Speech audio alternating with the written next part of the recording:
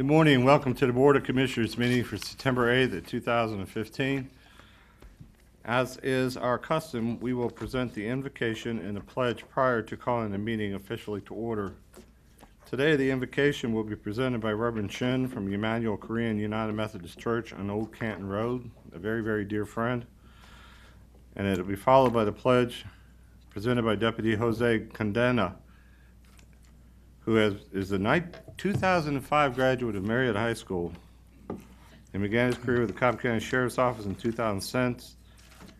Since that time, he has worked in the Sheriff's Detention Operation Division, and as part of his current assignment, he patrols in and around Building A. For those that wish to do so, please rise for the invocation and the pledge, please.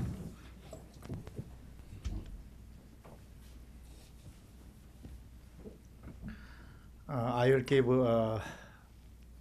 today invocation in Korean first and then English. Okay? Let's just pray. 전능하신 하나님, 온 우주와 세계와 역사와 민족과 국가와 인류의 영원한 통치자로 계시며 다스려 주시고 인도해 주심을 찬양합니다. 이 아침 저희들이 공평과 정의로 세상을 다스리시는 전능하신 하나님 앞에 모두 머리를 숙여 기도합니다. 우리의 부족함과 한계를 잘 아시는 하나님, 우리에게 지혜와 분별력을 허락하여 주시사 참된 용기와 공의로운 판단력으로 저희들에게 맡겨진 책임과 의무를 성실하게 감당하도록 도와주시옵소서. 우리가 살고 있는 이 세상은 세계 구석구석에 전쟁과 테러와 가난과 불평등과 질병과 불의와 수많은 갈등들로 인해 인류가 고통을 받고 있습니다. 이러한 세상에 우리가 살면서 우리 각자 자신에게 주어진 자리에서 서로를 섬기며 봉사하고 사랑하며 공의롭게 살아가므로 이 세상에 사는 모든 사람들이 차별 없이 참된 자유와 행복을 누리며 인간다운 삶을 살아갈 수 있도록 도와주시옵소서. Gracious God, I praise you on your guidance for us. As the eternity ruler of the entire universe, world, history, all nation and mankind. On this morning, we bow our head in prayer in presence of the sovereign God, who reigns with fairness and justice. We are our Father who know our weaknesses and limits. Please bless us with your heavenly wisdom and discernment, so that we may carry out the work and deeds you have given us with great courage and purpose. You are living in the world full of terror, war, poverty, injustice, troubles, and disease. As you are the people suffer all throughout the corner of the world, please allow us to fulfill your plan as you seek to faithfully and diligently serve in our respective positions granted by you. As you serve your people and live with humility and love, allow your children to live in the world without injustice and pain, but full of freedom and happiness under your grace and sovereignty. I pray this in the name of Jesus Christ. Amen. Thanks.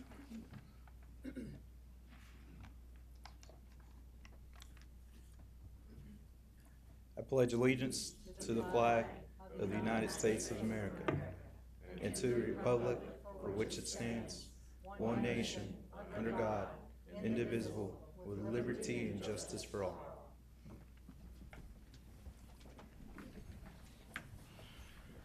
Thank you, Reverend Shin. And may I also thank you and Emmanuel Korean United Methodist Church for your annual Public Safety Appreciation Dinner that you guys hold. Thank you, Deputy, for being with us today. We will now call the meeting officially to order, and we begin with tab 1, presentations. There's one item listed But we're going to break it into two presentations. The first will be to Daughters of American Revolution, followed by the Cobb County Republican Women's Club. Commissioner Burrow.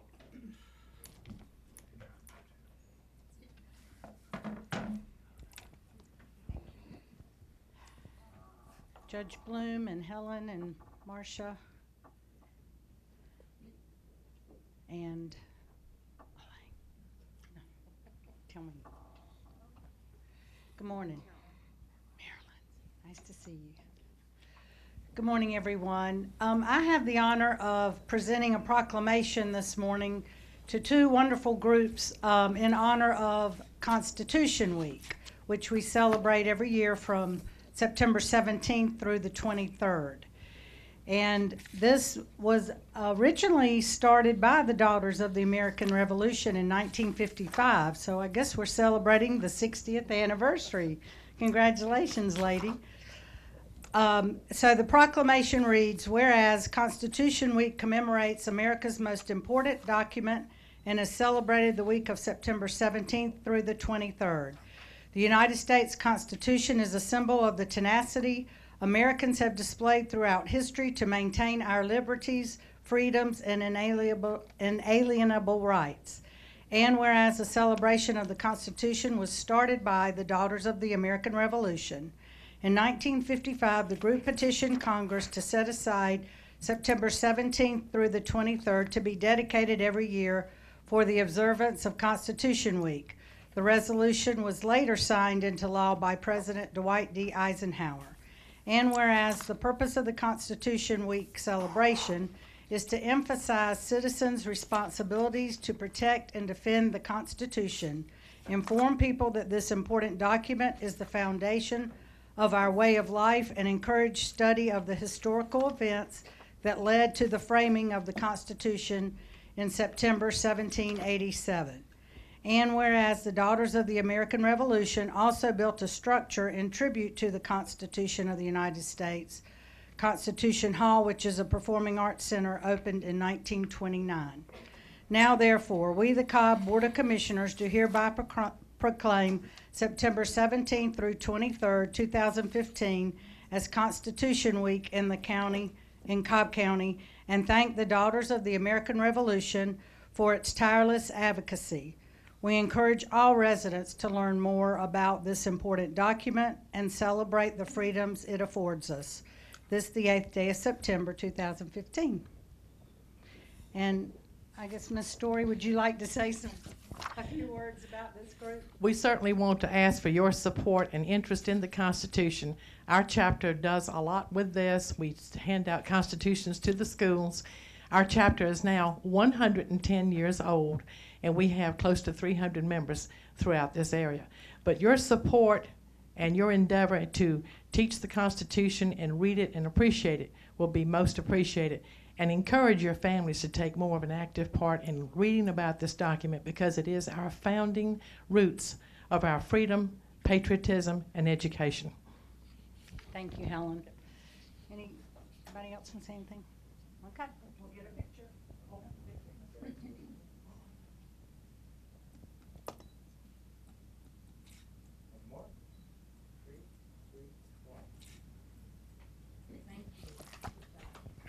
Thank you.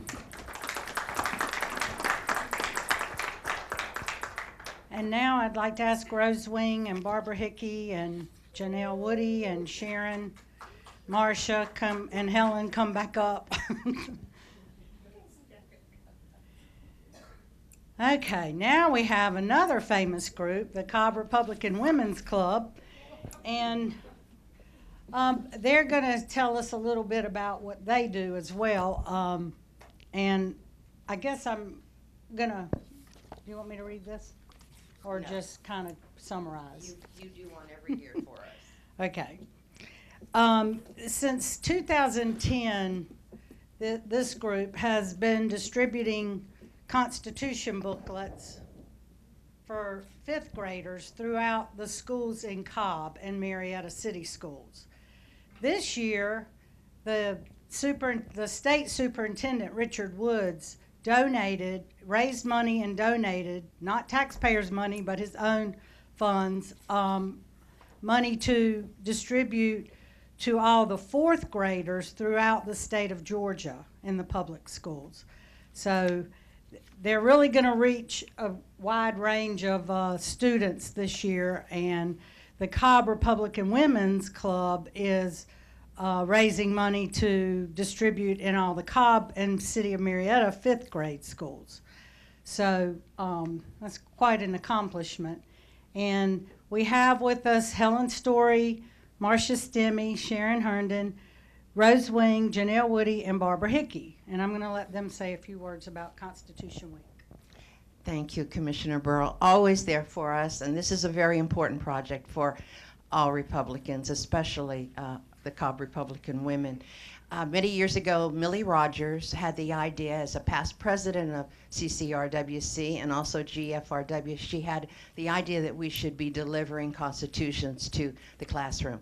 We had to fundraise, and that was tough. We had to raise at least $1 per constitution to get to every fifth grader in the Cobb County schools in the city of Marietta. We worked really hard, and we did it.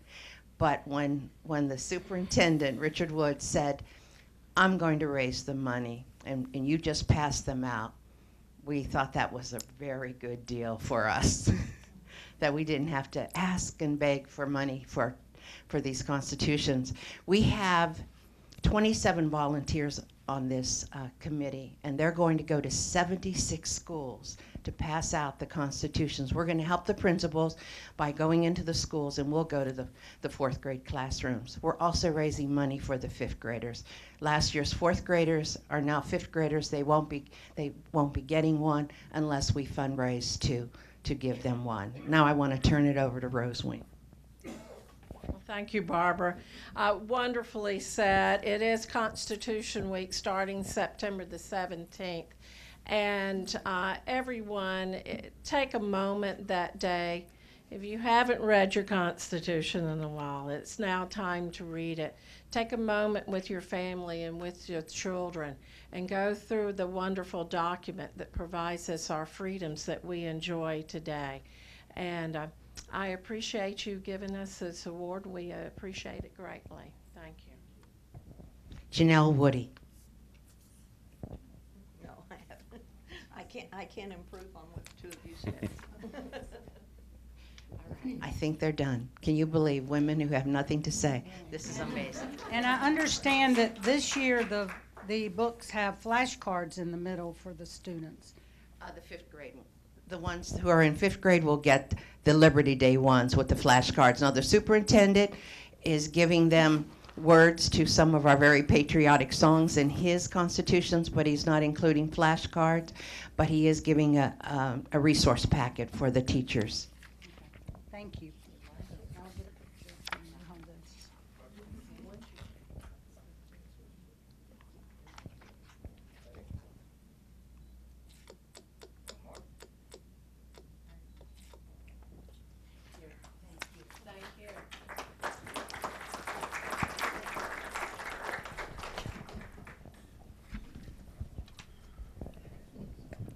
This now takes us to tab 2, our first public comment. No speakers. Thank you. That takes us to tab 3, our consent. Commissioners, if you would allow me to, I'd like to bring a motion to approve the consent agenda as revised and authorize the execution of the necessary documents by the appropriate county personnel. Second. There's a second. Any comments? Call the question. Motion carries 5-0. Thank you. Takes us to tab 4. Director DeMassimo.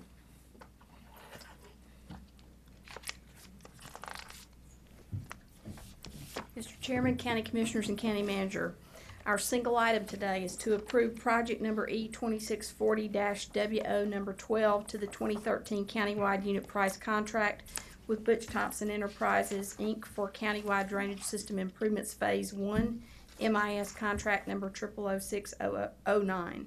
Drainage system improvements is an approved component in the 2011 SPLOST Transportation Improvements Program, and we request that the Board of Commissioners approve project number E2640-WO number 12 to the 2013 countywide unit price contract with Butch Thompson Enterprises, Inc. in an amount not to exceed $23,702.50 for countywide drainage system improvements, Phase 1, MIS contract number 000609, authorize the corresponding budget transactions, and further authorize the chairman to execute the necessary documents. Thank you. Commissioner Weatherford. Move to approve as presented. Second. Any comments? Call the question. Motion carries 5-0. Thank you, Director. Tab 5, Public Services Agency, Mr. Cannon. Good morning, Chairman, Commissioners, and County Manager. This morning we have two items. The first item is for the Board of Commissioners to approve a contract with All-Star Lighting and Electrical Services Incorporated in the amount not to exceed $106,000 to supply new LED lighting fixtures to illuminate the main gym floor, spectator, and exhibit areas at the Civic Center. This comes under the 2011 Park SPLOST program. Ask that you authorize the corresponding budget transactions and further authorize the chairman to execute the necessary documents. Thank you. Commissioner Weatherford. Move to approve as presented, sir. Second. Any comments? Call the question. Motion carries 5-0. Item 2, please. The second item is for the Board of Commissioners to approve a final closeout supplemental agreement and deductive change order number 1 to the contract with PBG Builders Incorporated, reducing the contract by $77,042.87 for a revised total contract amount of $1,369,137.13 for the construction services related to the redevelopment and treatment of the historic buildings at Hyde Farm. This comes under the 2011 Park SPLOST program. Ask that you authorize the corresponding budget transactions and further authorize the chairman to execute the necessary documents. Commissioner Ott. Thank you, Mr. Chairman. To my fellow commissioners, if you have not been out to Hyde Farm since the renovation's been done, they did a phenomenal job. The buildings are in great shape. Everything looks really, really nice, and there's no more straps and poles holding the buildings up. So motion to approve. Second. Any comments? Call the question. Motion carries 5-0. Thank you, Mr. Thank you. Cannon. Tab 6. This is a, as most of you may know, or recently got Director Rob Hozak. Pardon me? Mr. Hozak, you here? He's retired, I guess he can. Why? He can't leave us. Nevertheless, thank you for being here today. It's too late. He recently retired from Cobb County after several years as director and other positions, serving as community development agency director. The county manager led a search for his for the director of the agency director for the community development agency director, and spent some time, had a committee, as normally does. We have an app, we open it up to the world. We had a slew of applicants show up that was vetted by Human Resources.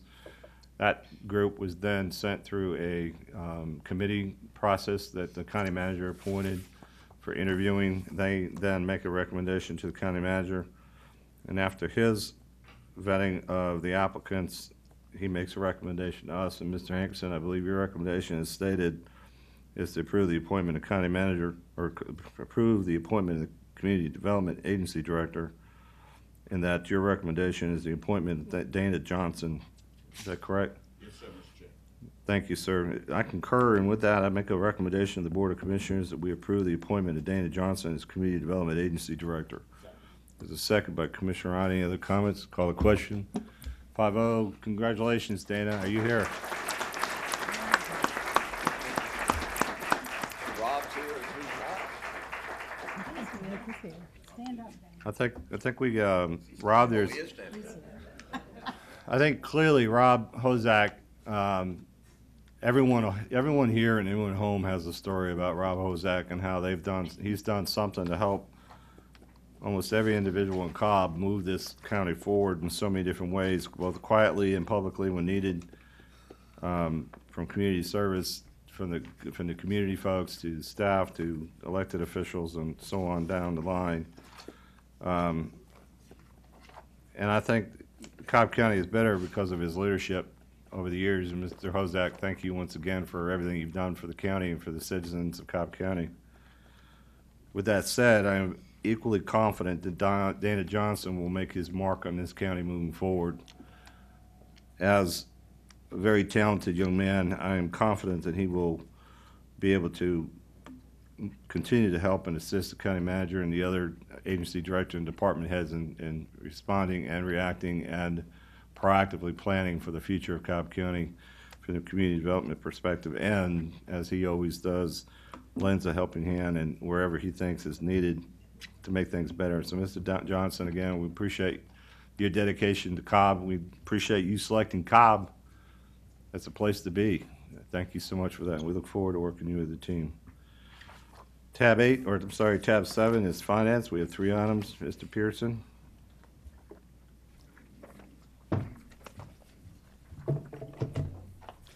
Thank you, Mr. Chairman. And real quickly, on behalf of the department managers and agency directors, we look forward to working with Dana and his new capacity. Congratulations to Dana. We have 3 items. The first 2 are specific to the stadium bonds, and the second one is to the bonds that will be issued through the SCRA for the Six Flags Area Special District. I would like to go ahead and read the recommendation for both of those, beginning with the stadium bonds.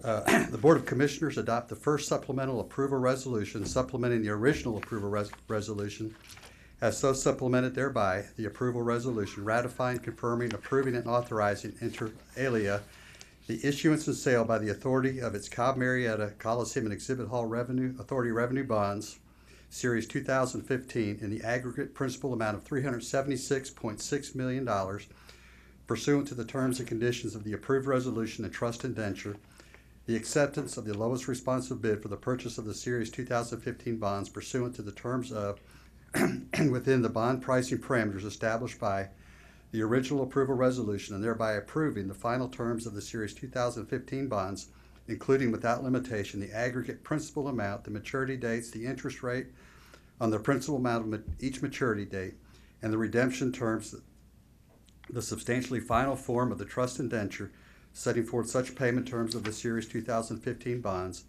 the execution and delivery of the acceptance of such winning bid, the preparation, execution, delivery, distribution, and use of an official statement for the Series 2015 bonds, the execution and delivery of the continuing disclosure certificate with respect to the Series 2015 bonds, the preparation, execution, and delivery of the necessary or appropriate documents by the chairman and other appropriate county officials, and other matters related thereto, and further authorize the chairman to execute the necessary documents.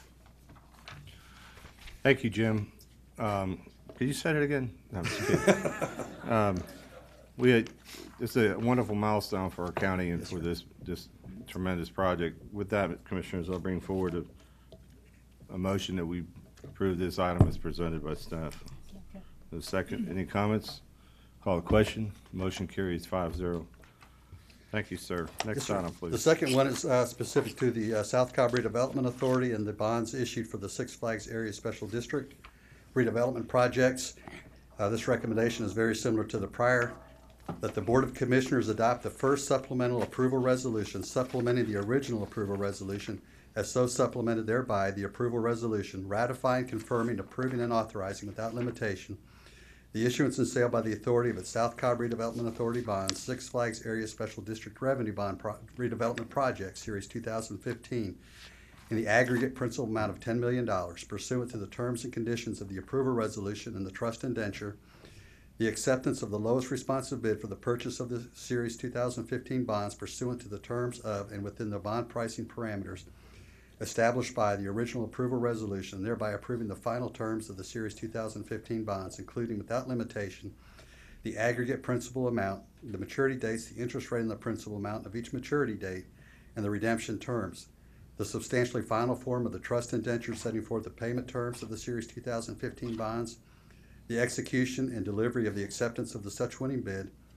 the preparation, execution, delivery, distribution, and use of an official statement for the Series 2015 bonds, the preparation, execution, and delivery of the bond documents to which the county is a party by the chairman and other appropriate county officials, the preparation, execution, and delivery of all other necessary or appropriate documents by the chairman and other appropriate county officials, and other matters related thereto, and further authorize the chairman to execute the necessary documents.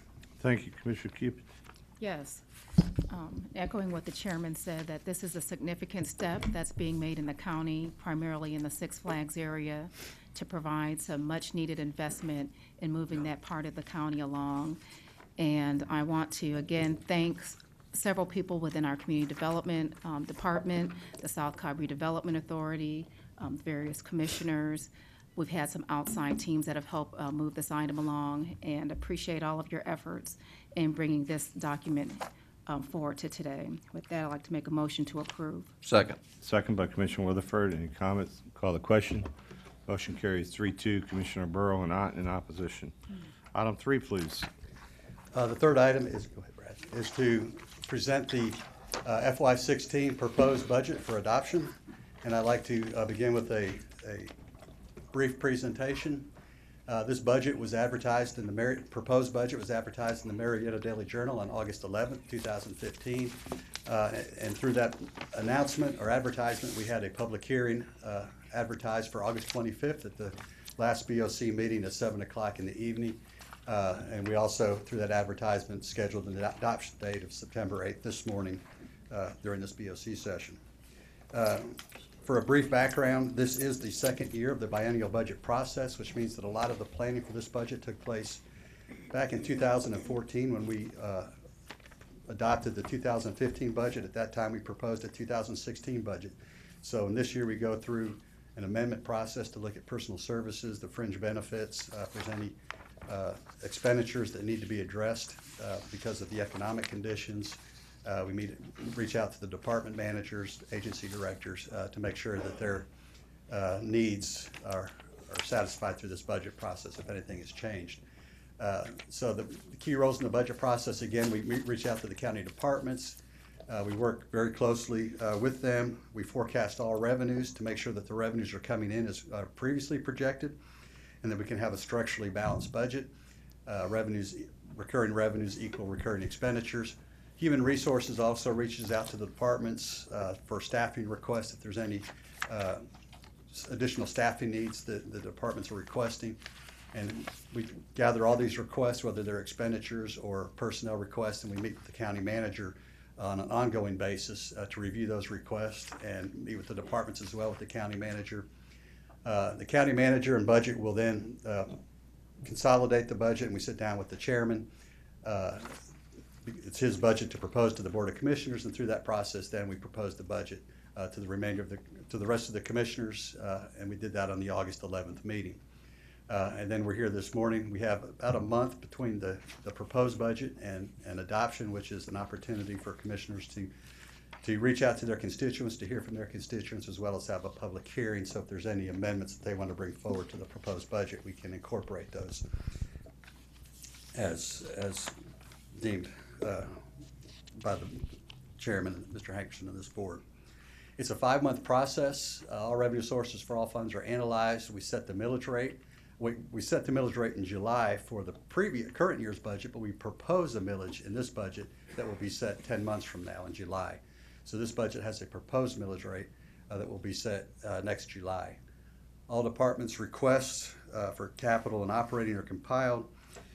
We also look at the requests for personnel by HR, and all fringe benefits are looked at. We look at health care. We look at pension every year as those numbers are constantly changing on an annual basis. And then we again present those to the chairman and Mr. Hankerson. Some background with this budget. We've seen the economic decline from 2009 to 2011. We saw revenues decrease from property tax digest revenues to the charges for services, fines and forfeitures, license and permits have all decreased. We saw a lot of the revenues decrease during this time. So we had to make some tough decisions. We had to increase the millage back in 2011. We had furlough days, and we had 10% operating cuts throughout the county to help provide a balanced budget through those tough economic times. In addition, we reduced the water transfer. We increased public safety as directed by this board. And we also had some unfunded mandates such as health care. We've had increased costs in health care to support the Affordable Care Act, as well as we've seen some health care increases, but we've been able to offset that through some through some planning with our consultant. So the employees have had very little impact on their premiums, although we've seen some changes in the deductibles. Overall, before we get into the meat of the general fund, the overall operating budget is 3.2% higher than what was adopted in 2015. The general fund has a 3.02% increase, and we'll get into that detail in just a minute. The claims fund accounts for our workers' comp, our medical claims, as well as our risk management. This is relatively flat with a 0.51% increase. Our CSBG is a pass-through from the federal government through the state, and this amount is set by what is awarded to us through the federal grant process, and it's down by 0.47%. Our debt service fund, we have a 0.33 mils allocated to this fund. It's strictly for the debt service on our 3 outstanding GO bonds, which are all park related. And those bonds are, 2 of those bonds will be fully paid off in 2017, with 1 bond going into January of 2018. Our E911 fund is supported by a $1.25 fee on our wireless and landlines. This is a self-sustaining fund. It receives no support from any other fund. It fully funds its operating and capital through this fee. And shows a 5.38% increase. And again, we look at the revenues coming in to make sure that they cover the operating and capital cost of this fund. The fire fund, again, is a fund it's a special district that has unincorporated Cobb. It's got Powder Springs, Kennesaw, as well as Ackworth, and we set at 3.06 mils for this fund. 97% of the revenues for this fund come from property taxes, and about 80% of this fund is payroll related. This millage rate will cover the operating and capital needs of this fund, and we do look out 10 years for this, as well as E911 fund for our capital planning to make sure that our fees are supporting the long-term viability of this fund. Hotel motel tax, we've seen tremendous growth in this fund. This is a good good budget to see increase. This means there's increased economic activity in our community through hotel night stays. This is an 8% tax. 62.5% goes to the Galleria, and we retain 37.5%, which is used for the Performing Arts Center bonds. And the remainder, any excess beyond that, will be used for travel, tourism type activities. Law library, again, this is a self-sustaining fund that receives a $5 fee on court cases, and this funds a law library that's available to the public as well as to lawyers throughout the community. The parking deck, this is a fund that accounts for the 2 major parking decks plus our judicial parking deck, Superior Court on the square, and this is down slightly. Our revenues are, actually it's up 3.3%. This is because of the increased debt service on the bonds to fund the new parking deck. There is a $300,000 contribution from the general fund to help this fund with a balanced budget, and we need to look at the revenues going forward with this fund to make sure that they're sufficient to fund future debt service payments. The Streetlight District Fund, this is a relatively new fund as well within the Special Revenue Fund. Through the direction of this board, it's funded by a $4 fee for our streetlight districts, and it's up 4.33%. And the primary revenue source, of course, is the Streetlight District revenue fee, and the primary expenditure for this fund is utility fees that we receive from Cobb EMC, Georgia Power, and some other electrical utilities. And finally, on the operating side, we have 3 new funds. We have this Cumberland Special Services District 1.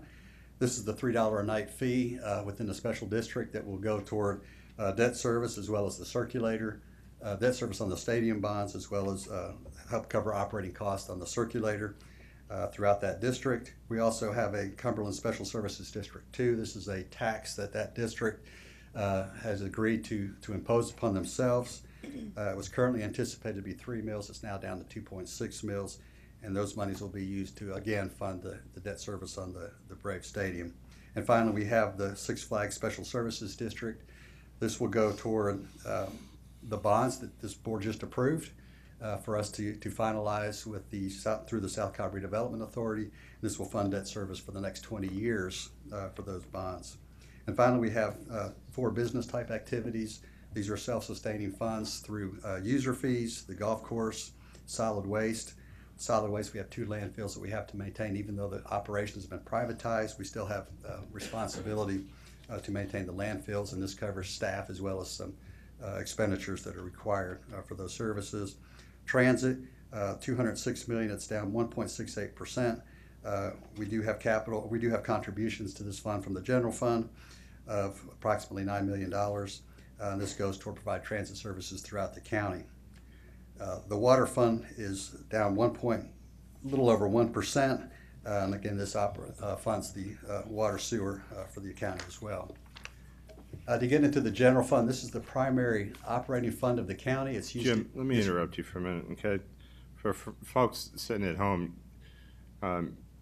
you kind of read left to right and picked up the wrong percentage marks in some of your comments, and I don't want us folks to think that we're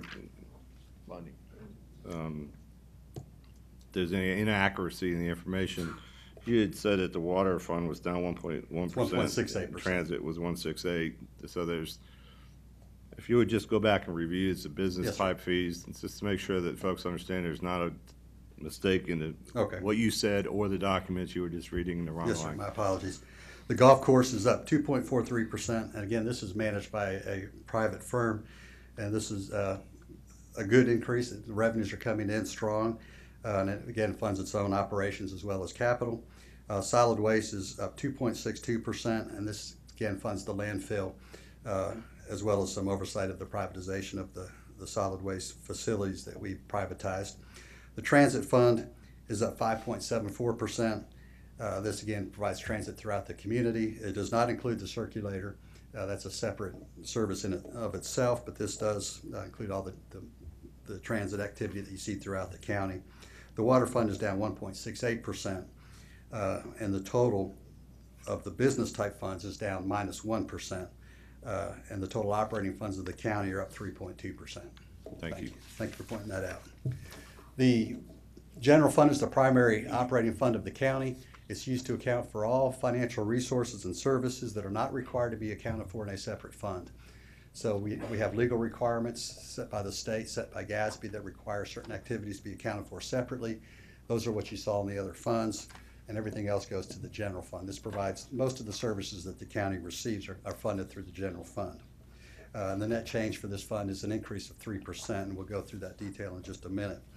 You can see the revenue detail for this fund. Property taxes account for 52% of this fund. It's down 0.9%. Other taxes, wine tax, beer tax, insurance premium taxes, some other miscellaneous taxes are up 7.8%. The big increase in this is the insurance premium tax, again, which is reflective of the economic growth in our community. License and permits as well. We have commercial permits, residential permits, and other various business license permits or licenses to do business, and this is up 5%. Again, this is again reflective of the growth in our economy that we're seeing a rebound from prior years. Intergovernmental revenues, we're seeing a decrease in federal support, state support, and these would be those type of grants that come into the general fund to help fund services, and those are down 7.78%. Charges for services, again, these are services that the public would pay to use services such as the park system. That's a chart for field rentals, camps, classes. They're up 7%. Fines and forfeitures are down 3.7%. And miscellaneous revenue is up 10%. Transfers coming in are up 37%. Again, this is reflective of the water transfer that was last year was budgeted at 7%, and this year's budgeted at 10%. So the total revenues for the general fund are up 3%. You can see a breakout of the general fund revenues and what percentage they play in the overall general fund budget. Again, property taxes net of title ad valorem taxes are 52.7%. In prior years, if you go back to 2009, this was about 54% of the budget, which was about a $4.5 million difference in what we're seeing from funding for this year's budget. Title ad valorem, that's a new revenue that was put in place in 2013. We are required to show that as a property tax, but we broke it out in this slide for comparative purposes, as prior years don't have that revenue source. So we broke that out so that we could do some comparisons with prior years.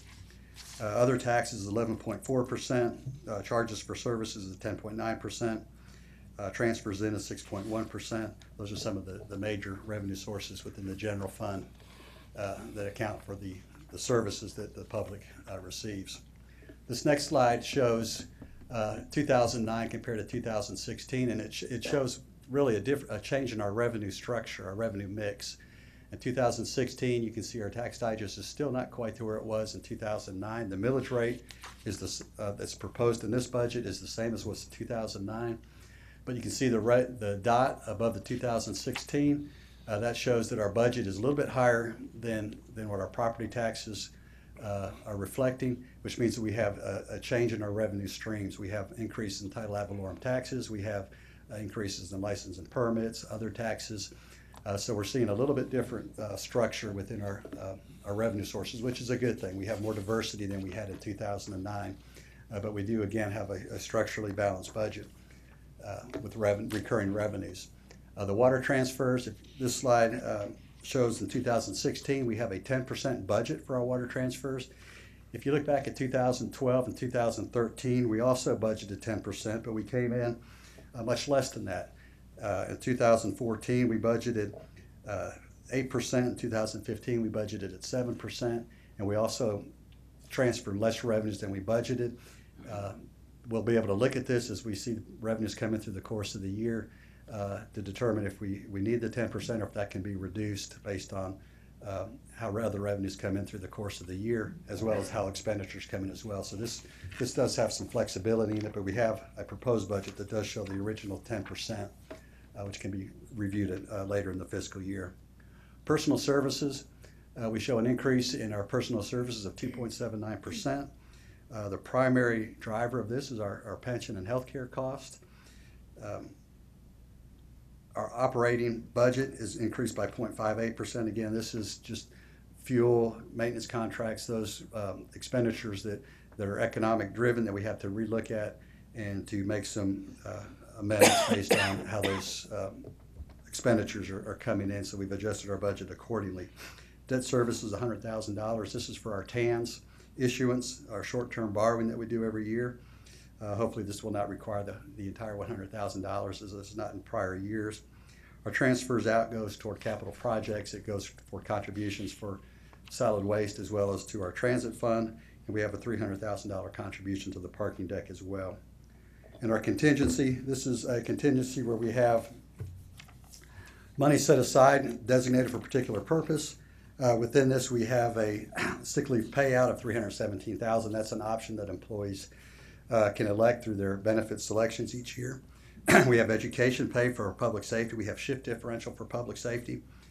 We also have included 40 additional officers. They're not budgeted within the police department. At the beginning of the year, they're budgeting contingency, and as those positions become filled, we'll move those dollars to the police department. We also have per policy $1 million set aside for undesignated contingency. Those are things that would come up through the course of the year that are unanticipated, and we can move those monies to the appropriate account at that time. We also have $350,000 for storm debris removal to be proactive. We have a $200,000 death penalty in case there's a death penalty case that comes forward. We have those monies set aside, and that's an ongoing contingency that we do every year. And we also have $10,000 for sister cities. Again, unfunded mandates. We have increase in healthcare cost and plan changes. We've been very proactive with this, though, with the establishment of a wellness facility to help defer those costs. We've been able to look at the plans through market analysis to make sure that we're competitive with our premiums for both the employee and the employer to keep those costs as low as possible. And we also have in our pension plan, we have increased annual required contributions. Through our Board of Trustees and through this board, we've approved a reduction in our discount rate as well as closing the amortization period, which in the short term has impacted our required contribution, has caused it to go up, but in the long term, it's making it a more sustainable plan, and we should see those rates or those contributions going down in future years based on our most recent experience study. Again, this board is committed to public safety. Over the past many years, since 2009, we've seen an increase in public safety, about $18 million. And this is the general funds portion of public safety, $197,300,000, which is 56.4% of the budget. And I would like to point out that while these are public safety specific departments, for this board to keep in mind that there's other departments that play a significant role in our public safety. IT, with the communications, making sure that police cars are equipped, that we have good communications to our servers, and those servers are properly maintaining the data. Fleet to keep the vehicles on the road, and in the precincts to keep them out and out of the shop as for minimal time as possible. And again, we have DOT, which provides safe streets, parks, which provides places for young people to go during the summer and after hours, which I think is a strong public safety component as well. Libraries, and then we have our service departments, HR, that does the recruiting, works with police as well as other departments as well. So it's really a team commitment to public safety through the other departments that serve them as well. Within the last couple of years, we've seen some additions to police of 40 additional officers. We have another 40 in this budget, which means 80 officers in the last couple of years will be added to the police force. We've seen shift differential. We've seen education pay to help recruit and retain.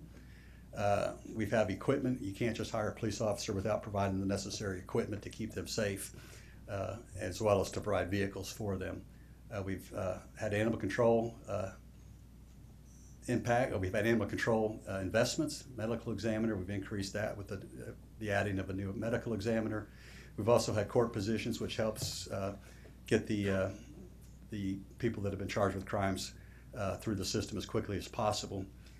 Circuit Defender has had investments, Clerk Superior Court, as well as the sheriff's position. We've added a lot of sheriff's positions over the last couple of years as well, for a total of $10 million of additional investment in public safety over the last couple of years.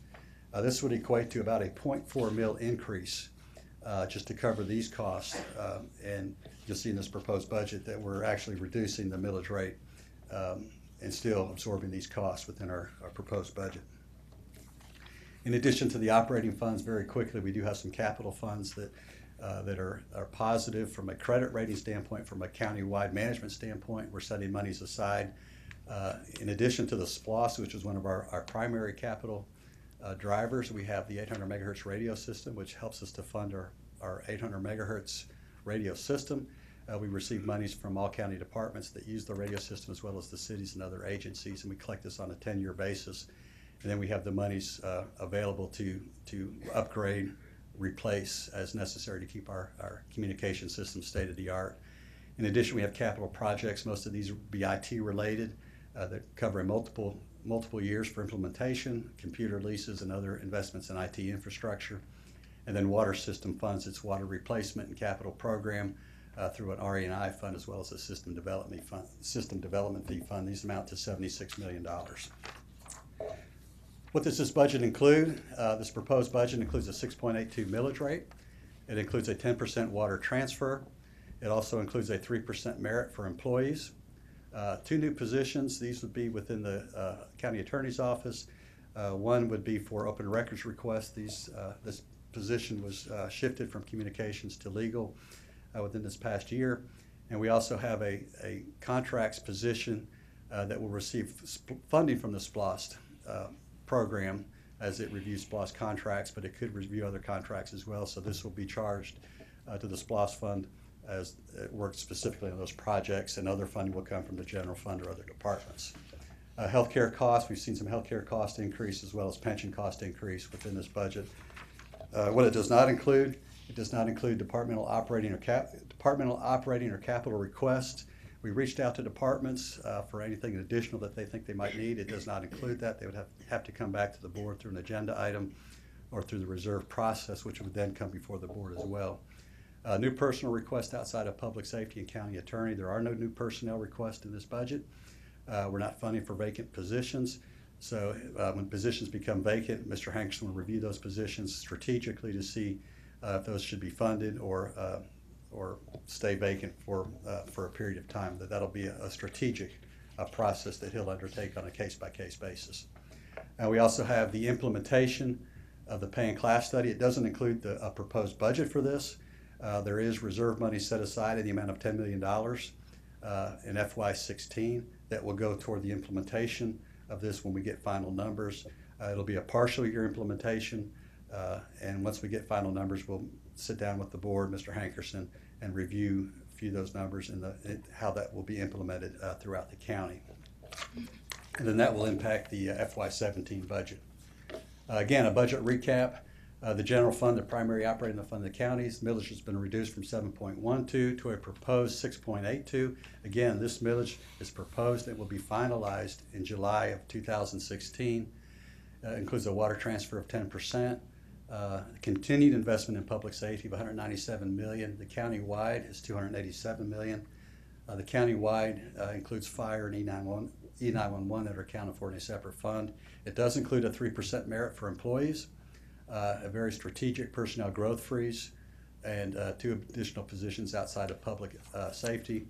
And again, to restate, in August we received a reaffirmation for our 19th consecutive year of our AAA, which is reflective of not just this budget, but of management of the departments throughout the county and how they operate, and Mr. Hankerson's leadership as well throughout the entire 19-year process.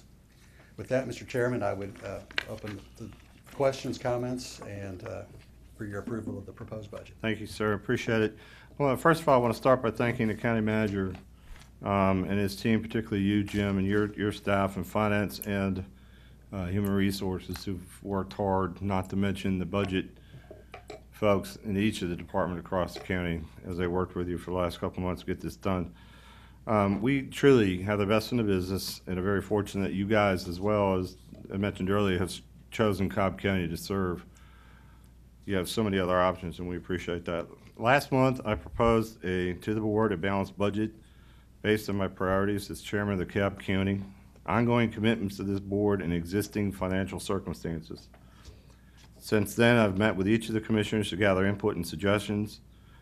We have held public hearings through which we heard from residents, and we have received a great deal of input via email. I considered all of this and am pleased to present to you a budget for final adoption today. Before I make a formal motion, I want to take a few minutes to review the process and how we got here today, some of which Jim covered earlier. The budgets are prepared based on priorities. My top 3 priorities this year were to present a sustainable, balanced, fiscally conservative budget, to reduce the property tax rate to the pre-recession level of 6.82, and to fully fund the board's previous commitments to enhancing public safety. The development of this budget involves weighing multiple priorities against each other and ultimately making some many tough decisions. In addition to balancing priorities in the development of this budget, we had to consider budget impacts that are non-negotiable. They are costs we cannot influence. The total county operating budget increased by $20.48 million. The proposed 2016 general fund budget increased by almost $10 million. The increase in general fund is largely a result of 4 primary factors: salaries and statute, payroll cost. The 2015 budget included the addition of new positions. The impact of these new positions that were filled in 2014 and 15 is included in this line item. Pension contributions. This line item increased to cover the annual required contribution in accordance with the Government Accounting Standards Board, or GASB. Salary contingency. This includes funding for 40 additional police officers, half of their full year impact, educational pay, shift differential, sick pay bonuses, and all unanimously approved by the current board. The line items also include merit pay. The interfund transfer, an increase in the transit subsidies, the parking deck subsidy, along with a reduction in other transfers. Considering these factors, I then went back to my priorities as chairman of the county to reduce the millage, fully fund public safety comments, and balance a fiscally conservative budget. In 2011, when the economy forced the Board of Commissioners to impose a significant increase on the millage rate, I made a commitment to Cobb County taxpayers to reduce the millage as soon as the digest returned to 2009 levels or within 5 years. The digest is not quite turned around yet, but it has been 5 years. The budget I propose keeps my commitment to taxpayers and reduces the millage rate to 6.82.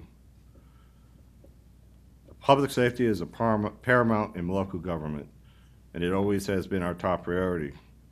In 2014, this board made a commitment to public safety that included adding 80 additional police officers over a 2-year period supporting shift differential pay, educational pay, and the transition to 10-hour shifts.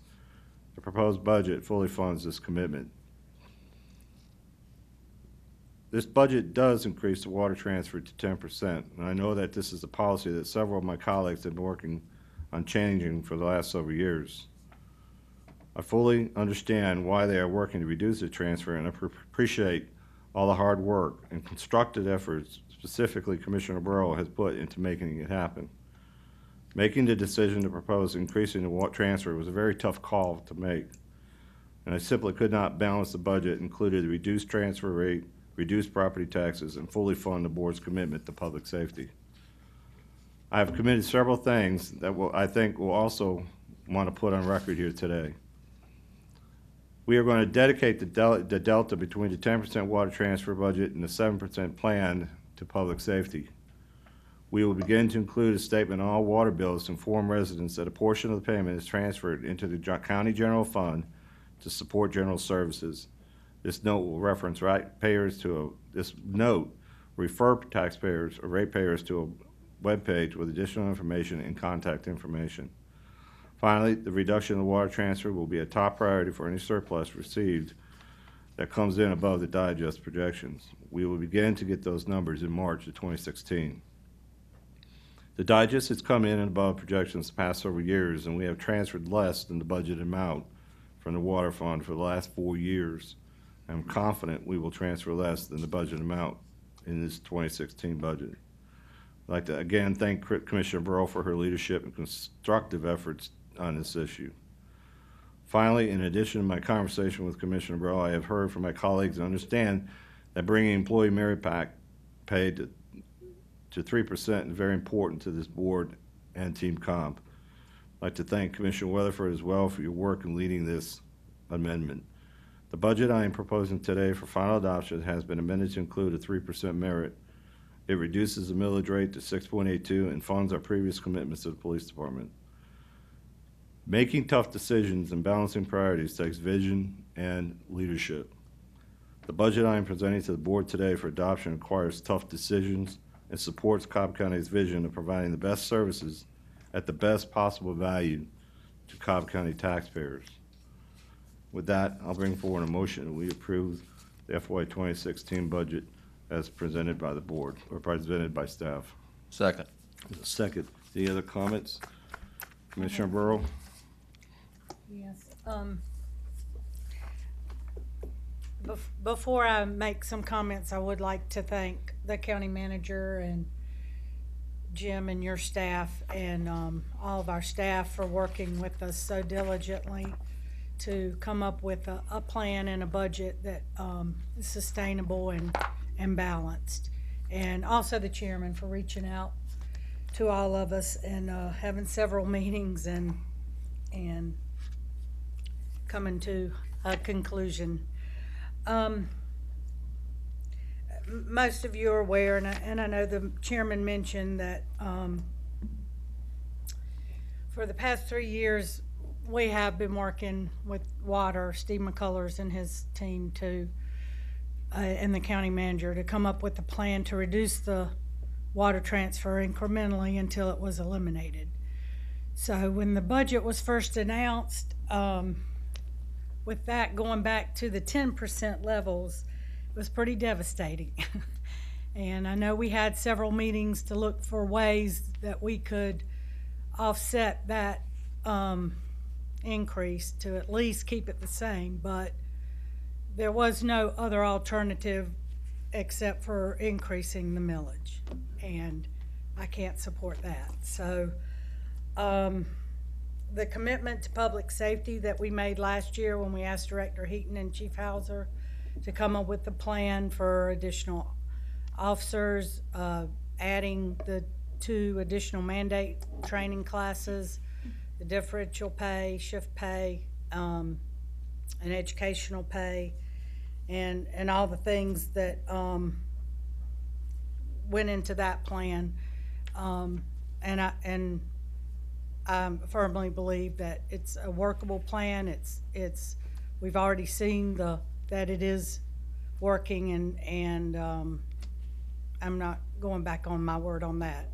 And so I do support that. And with the chairman's statement to dedicate the transfer to public safety, there's almost, I think, $6 million in the new officers in the budget and $2 million from the sheriff's deputies, sheriff's office.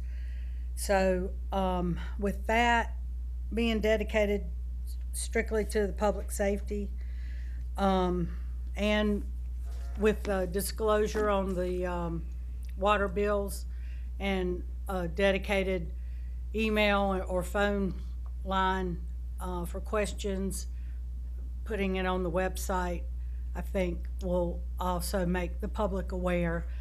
I know it's made aware when we do our budget process, but I think this will be a better tool to use to get the word out there that we are doing this. So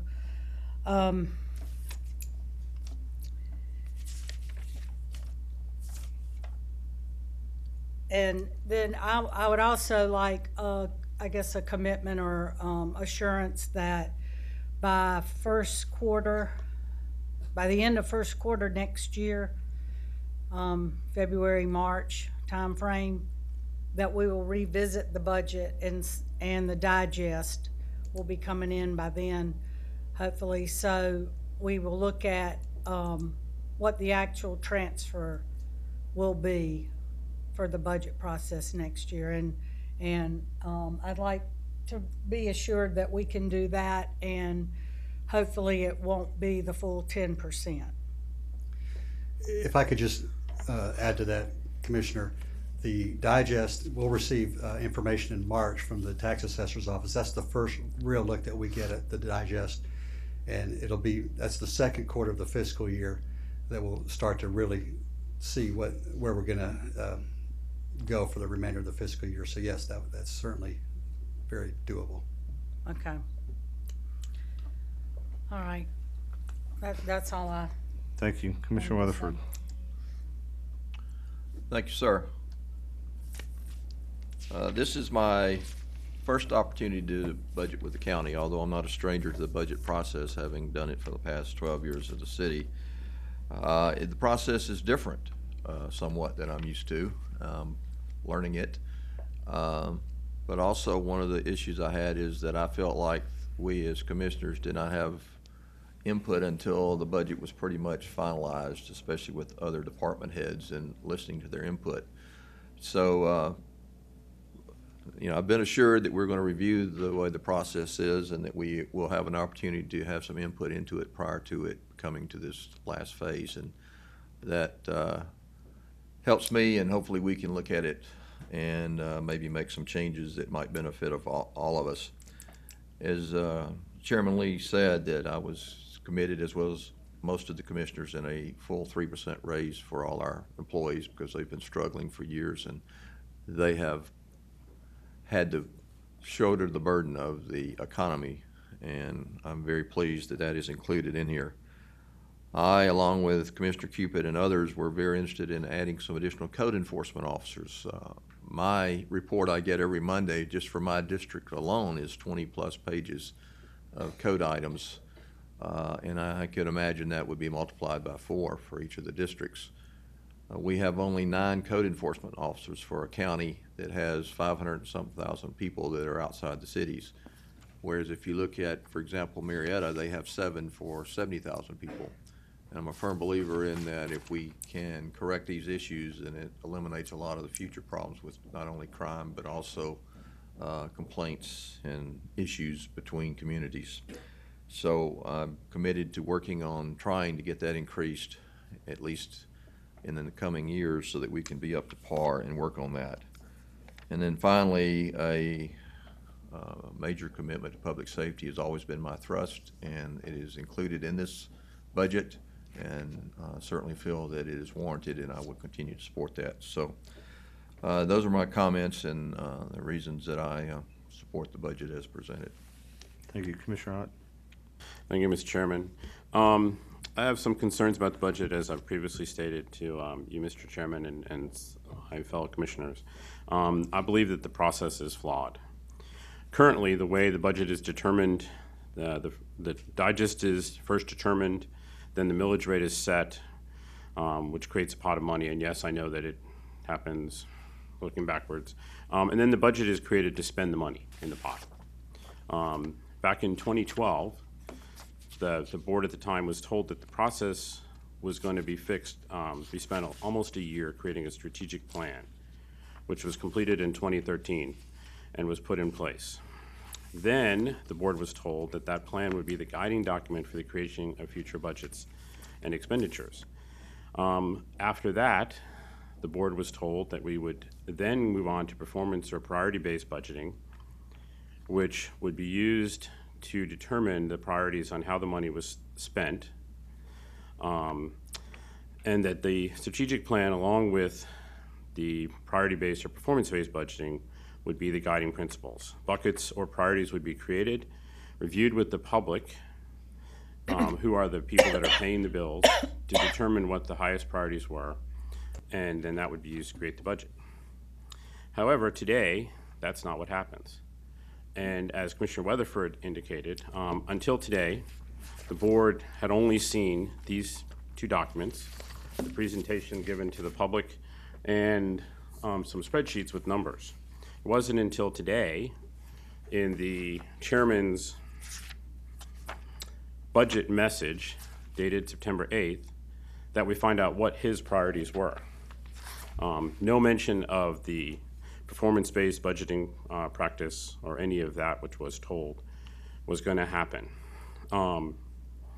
Basically, money was allocated based on the chairman's priorities, not the public's or the board's. And as Commissioner Weatherford said, we were basically shown a budget, not asked for our input. I think the solution is fairly simple.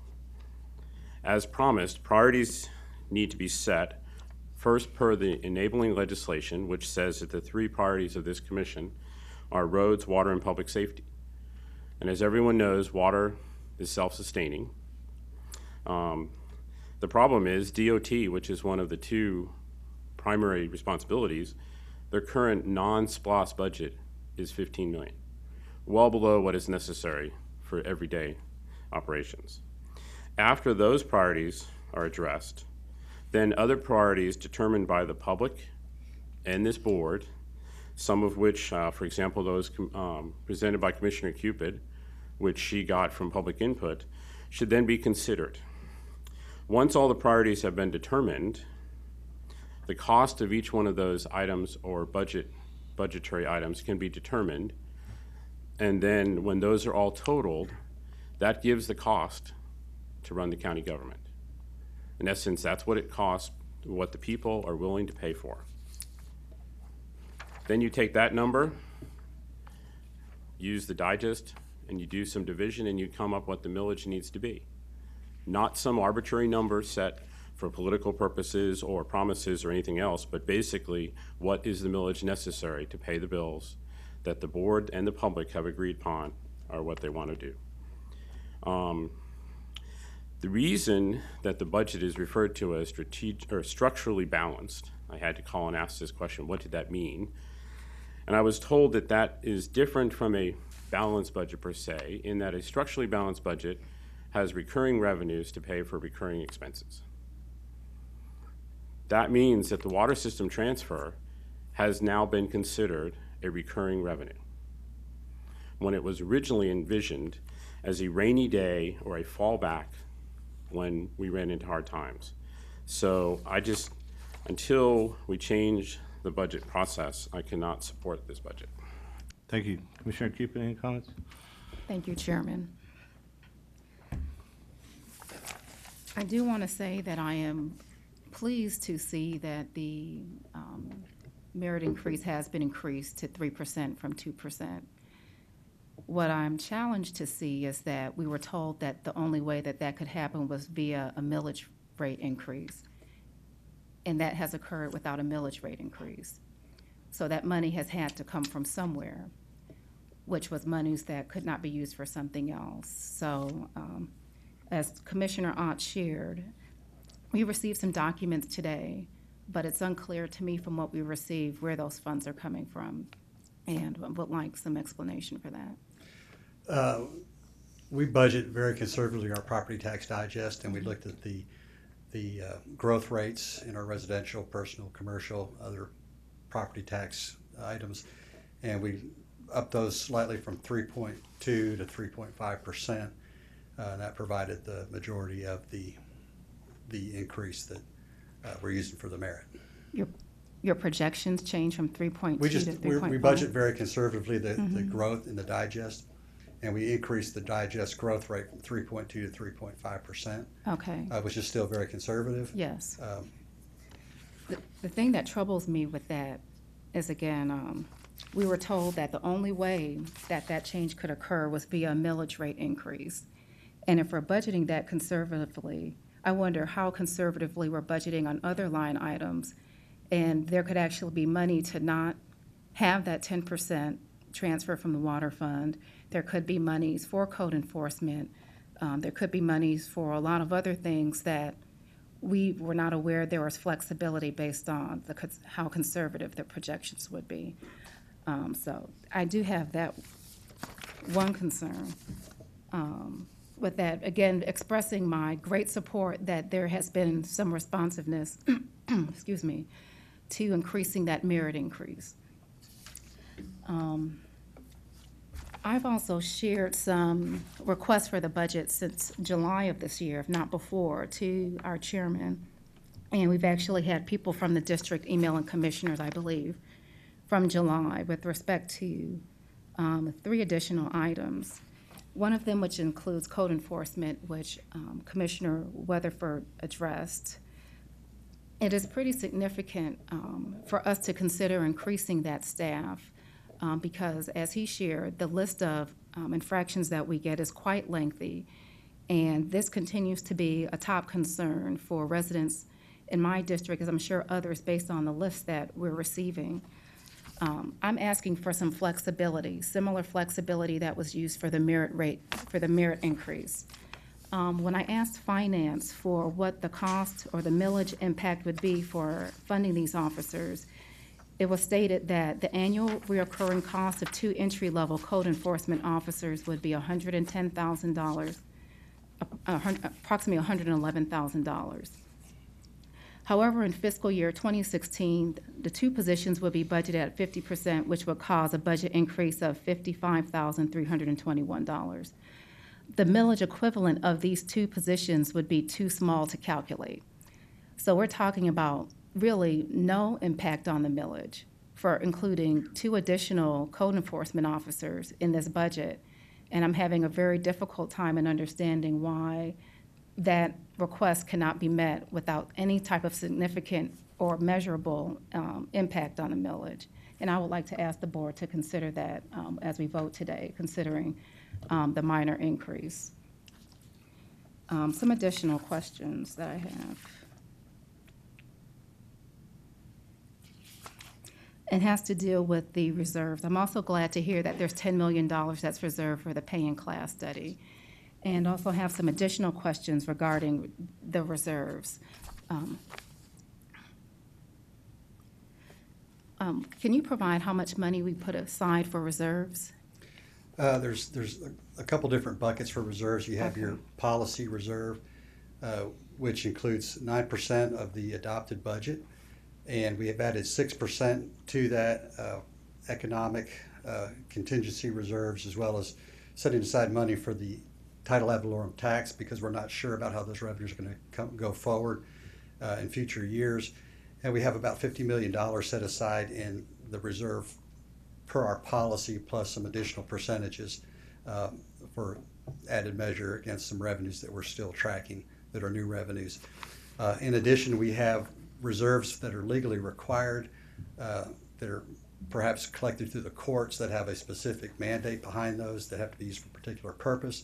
Those revenues come in, and we set those aside through a reserve process so they can only be used for that particular purpose.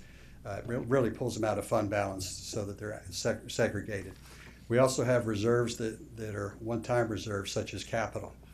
We don't include capital in this budget. Those are one-time monies, and because of the economics of the past several years, we pulled that out of the budget, and we've allowed the year-end financial audit to determine what we have in excess of our required reserves.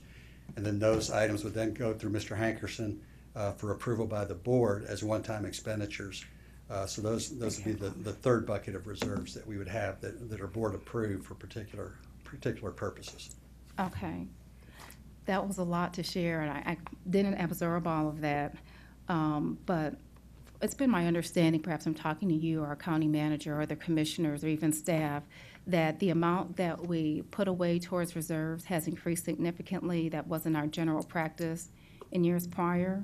Can you address that? Again, with the economics that we've gone through since 2009, we pulled out capital and accountable equipment, those things that are one-time expenditures that, and it allowed for a very strategic approach for the county manager to approve on a case-by-case basis. Okay. And it was determined through those years that we would use one-time monies at the end of the year to fund those items instead of having them in the operating budget. That allowed us to look at how we finished the year prior to us committing to the purchase of those items. And of course, the county manager would have flexibility to come to the board on anything that he deemed necessary at the time. We're talking like departments like IT have to wait on making individual requests to fund probably ongoing capital additional needs. Infrastructure, and sometimes we'll use the agenda process as well. If it's going to be a multi-year project that takes more than 1 year, we'll do that through an agenda item, and that'll be in your capital projects funding. Okay. So we do have some capital budgeted for in the capital projects fund that the general fund will transfer to a multi-year fund. Those are budgeted, but those are multi-year commitments that we've already made to projects approved by this board that we have to fund on an annual basis. Okay, if we can go to the slide that shows the net digest and budgeted amount. It's the graph, yes. I guess here it's showing strong numbers going back up. Which graph are you looking at? This graph, yes. And I can see where we may have made those changes based off of the uncertainty of the market based in 2011. However, due to the strong increase that we've had over the past 3-4 years, I would just like for us to revisit that as we revisit the budget process, because that might also provide some more flexibility when it comes to our budget. Some additional questions or comments. In your presentation, and I guess it's just general knowledge that there are other departments that are tied to public safety. Yes. And I think all of us are very pleased to see the improvements made to public safety, because we've been talking about this for several years. And I think that the changes that we're making honor the commitment that we've had to making sure that they're a robust department. However, I'd like to draw attention to a statement that you made, and again, I think it's been continuing knowledge that there are other departments whose workload is directly and indirectly tied to public safety. We know that with some of these lost investments that we're making to public safety, and even with hiring additional personnel, there's going to be a direct impact to other departments. And from what I see, this budget does not provide any additional dollars for those other departments which will be directly impacted. And I just wonder how we're going to cover that additional workload without any operational increase in fleet, IS, HR, and other departments that are directly tied to that activity. I guess I'm asking the commissioners, if we're making a commitment to public safety, how do we plan on supporting the departments that will have a direct impact on that burden through this budget? Because that's really, our additional challenge. Last week, Thursday, also, I appreciate you providing the commissioners the request for different departments. Let me back up to that other comment. I really want that comment to hit home, because we're saying we're supporting public safety, but we have to support the people who support public safety. And we might actually be impeding our progress with that department if we do not change the operational budgets for those supporting departments. And again, we'll be talking and saying this is what we're going to do, but practically unable to meet those demands. So I want us to be aware that if we approve today's budget, that we can be entering in that scenario. With the increases that were made to public safety in this document you provided to us on Thursday, there's various requests from that department. Let's see.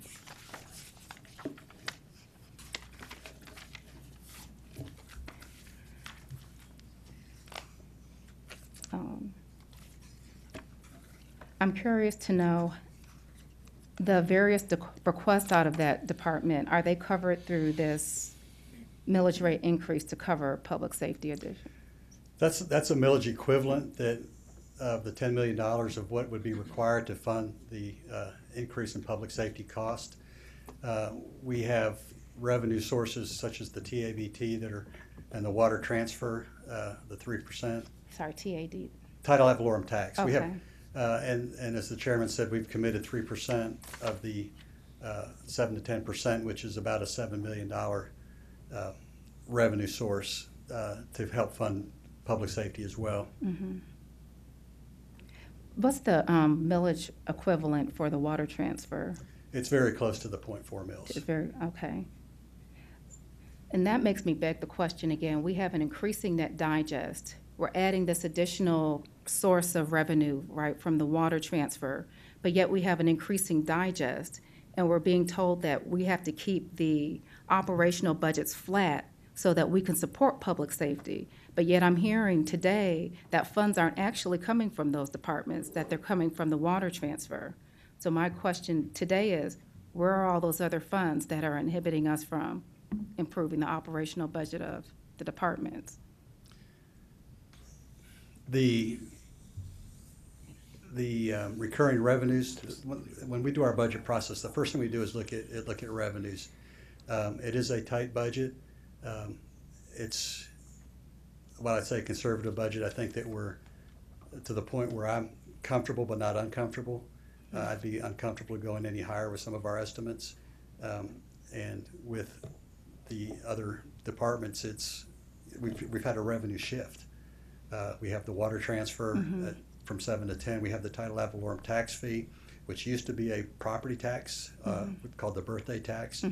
That's now a new revenue source, which we're still uncertain of as far as how it goes forward in the future. A lot of governments throughout the state have actually seen decreases in those revenue sources. We've been very fortunate, but it's something that we need to watch closely.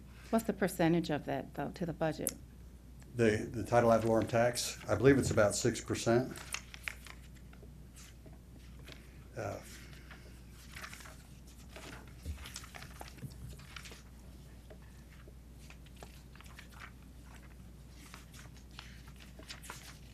6.5% is the title ad valorem tax. Has that amount or has that revenue been going down since that It has been slightly over the last couple of years, Okay. by a couple $1 million. By a couple million. And it's a formula that changes every year from the state on how those monies are collected. Okay. I see. It's just something we need to watch very closely, which is one of the reasons why we set aside reserve money so that through the course of a year, we can honor our commitments. Then we'd have to address it in a future budget if we saw a decline that was more long-term. Okay. Where to go? Again, looking back at this spreadsheet here, I'm very grateful that you provided this to us because I feel as if we've been setting the millage rate in a bubble without fully understanding departmental requests and knowing the decision that we're making, how it impacts their operation. And I'm seeing to me what appears to be very vital requests. I'll just share some of them with commissioners and for them to know that these are things that we are not funding. Here, I'll pick out DOT risk management. They're added a line item, need proper budget amount to pay annual contract. That means without us incorporating that, we are going to be risking not paying an annual contract. Risk management for property insurance. With values increasing in new buildings, premiums will increase. We're not covering those premium increases.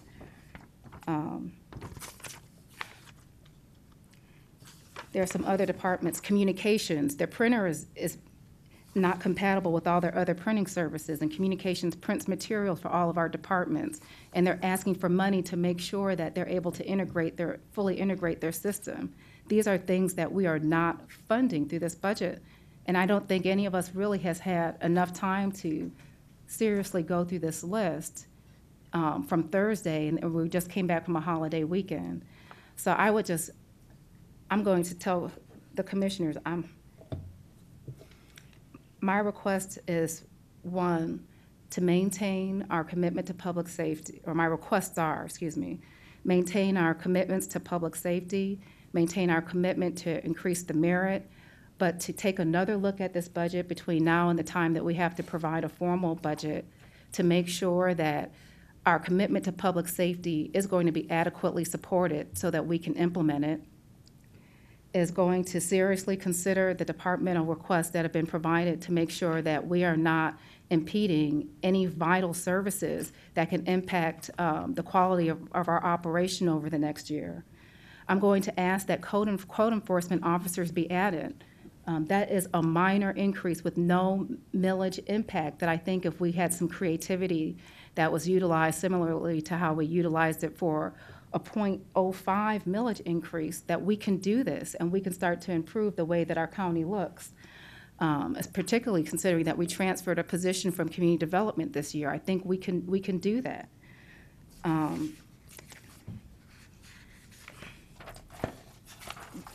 I think that we can use some other creativity with how conservatively we're budgeting to see if there's even additional money so that maybe we don't have to commit to a 10% water transfer.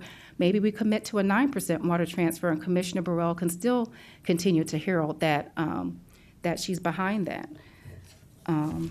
Another thing that I didn't bring up was vacant positions and how I had a thought that came up during our presentation, but I'm very concerned about how are we going to fund vacant positions on a case-by-case basis during the year without us setting a budget for that now. The vacant positions that become vacant through the course of the year have funding associated with them. So if somebody of my staff were to leave, we already have that position budgeted, and then we'd go to Mr. Hankerson for a request to fill that position. Okay. It's the current vacant positions, I believe it's as of July 7th, that were not funded. And again, the department manager, the agency heads can approach Mr. Hankerson as other vacant positions become available, as we see how the operating expenditures are going, if there's money available to fund those on an ongoing basis. And if I could real quick, Commissioner, just address your risk management insurance premiums.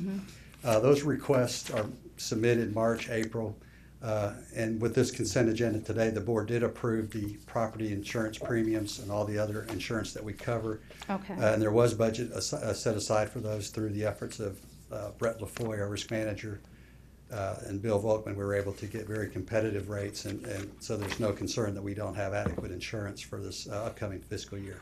For FY16? For FY16, So yes, why ma'am. is it on this list? Well, that list is submitted back in March, April, and again, we're uncertain of the economics of what the premiums are going to be. We go out and competitively bid those every year through our broker, and we look at all the different quotes that come in.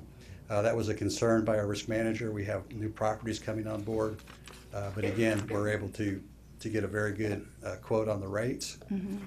So, you know, he's expressing concerns going forward, and something we need to take seriously and look at. But through his efforts, we were able to keep those rates within our current budget. Within our current budget, yes, ma'am. That's a self-sustaining fund as well. So they have fund balance and money set aside for claims that may come against the county. So it's a stable fund. But again, that's just letting us know, the county manager know, that that's something we need to pay attention to.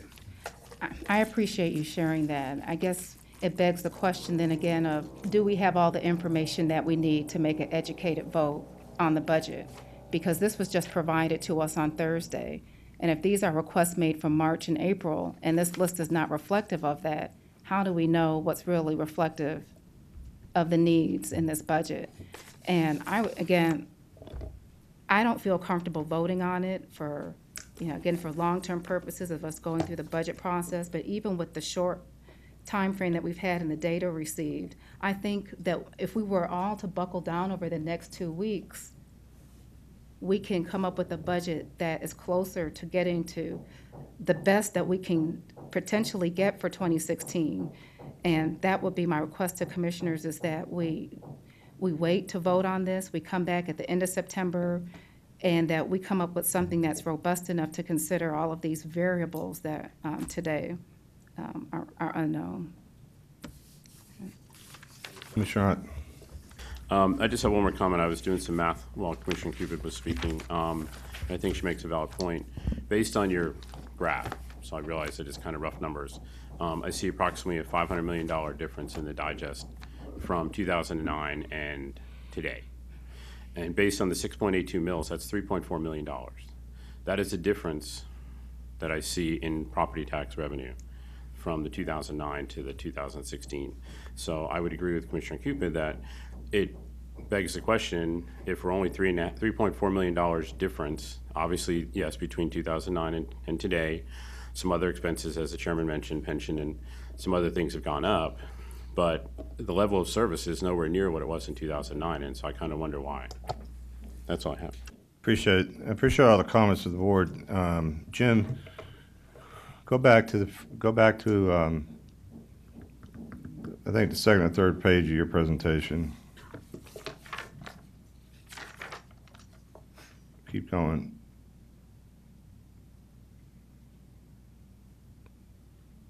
This is, okay, go back. This is a key process. This has been in place for decades. Number one. Number two, this is the second year of a biennial process. Can you speak to where we are?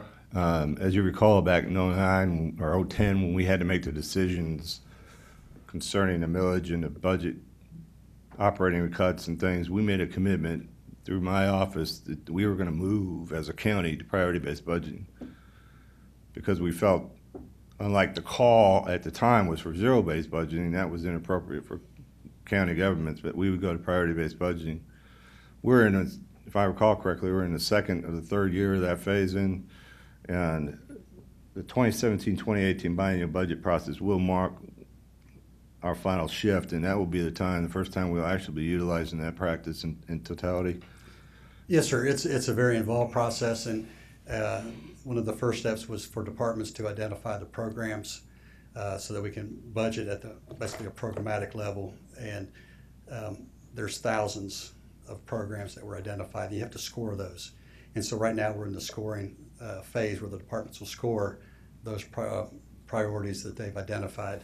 And then we'll bring those scorings in and begin the next step of implementation of the priority-based budgeting process. So it's a multi-year process and something that we've planned on that we would move it forward, but to actually get the programs identified, the scoring for those programs, it's a time-consuming process. Okay. It's a lot of demands on the departments. I know that's true, and with everything else that's been going on, I understand we're moving that process forward at the same time everything else is going on, so I compliment you guys for doing that, and perhaps we need to have a work session sometime in the fourth quarter of this year, calendar year, to update where we are in that process. But it was this office, my office, that when we got to the point of trying to make cuts and we didn't have the input that was necessary for the community, we decided to go to priority-based budgeting because that's exactly what the intent is, to utilize the strategic plan. We did that at first as a first step. We continue to work with departments, as you said, to identify what services are there, the value, and once all collected, we will go to the community for their input, and that's something that's been part of the plan for a number of years by the chairman's office, and we'll continue to move forward because it is the right way to do it. This is the chairman budget. It's brought forward through the county manager's office after his evaluation concurrence with the staff. A lot of the comments brought up today were interesting comments and reflect a lot of what we discuss in our individual budget meetings and have discussed in our budget meetings. And these are issues that the county manager should no doubt have taken note of And we'll, as commissioners, have expressed an interest, concern about a particular issue, you should get with staff, and I expect that since operational, that's something you would consider and bring forward if you felt it was necessary to bring forward as the county manager. Is that correct?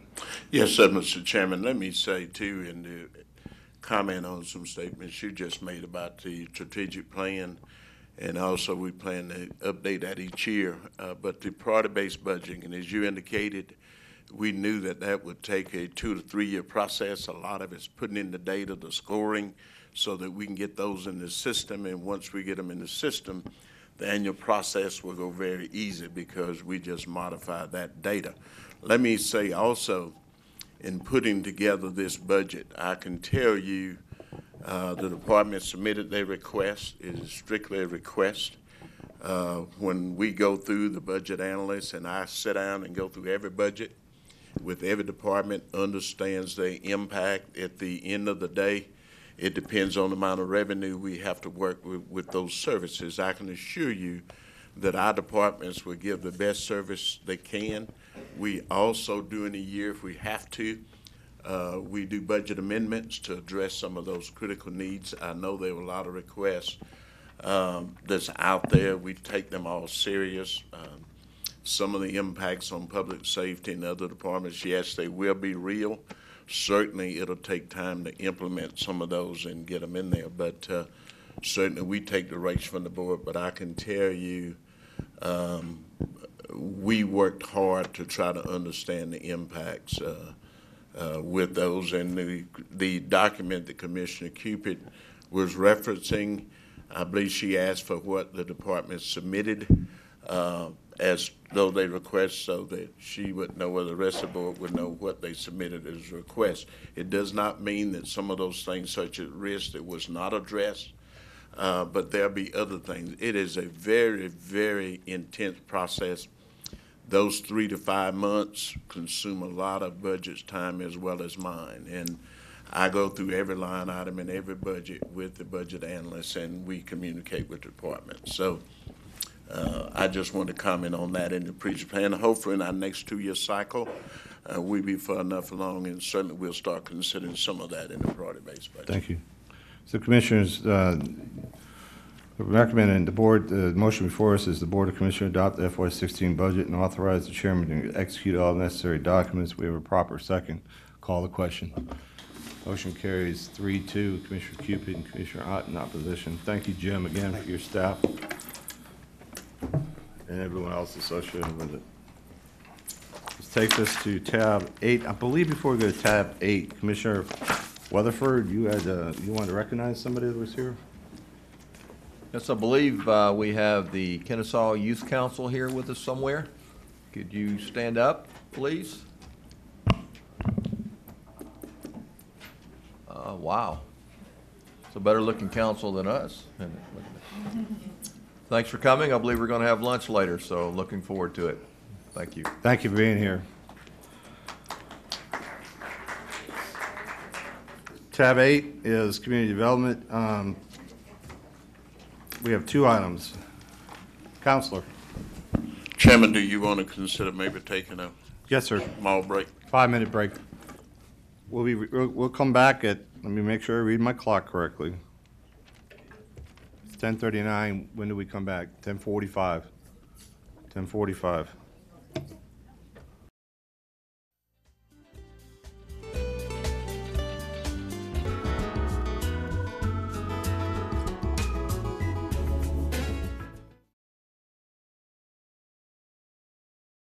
Welcome back. We are at the Board of Commissioners meeting for September 8th, 2015. The last item we just finished, completed with it, was to adopt the FY16 budget. Mr. Pearson, I believe you have some additional. Yes, Mr. Chairman, and my apologies to the board. As part of the budget process, there's a resolution that gets attached to the agenda item. It was not included in the budget book, which is I take full responsibility for. That being said, as part of your amendment to approve all documents associated with this item, we need to make sure that the resolution, which should have been a part of the book, is included in that motion for a vote. So I would ask this board to adopt this resolution as part of the amendment that previously took place. This is standard. It lists the funds that are included in the budget. It lists the insurance premium tax. And again, this is a requirement by law. There's nothing in here that changes anything. It's just strictly a document that we have to get signed as part of the adoption process. And again, I apologize to the board for this oversight. I understand.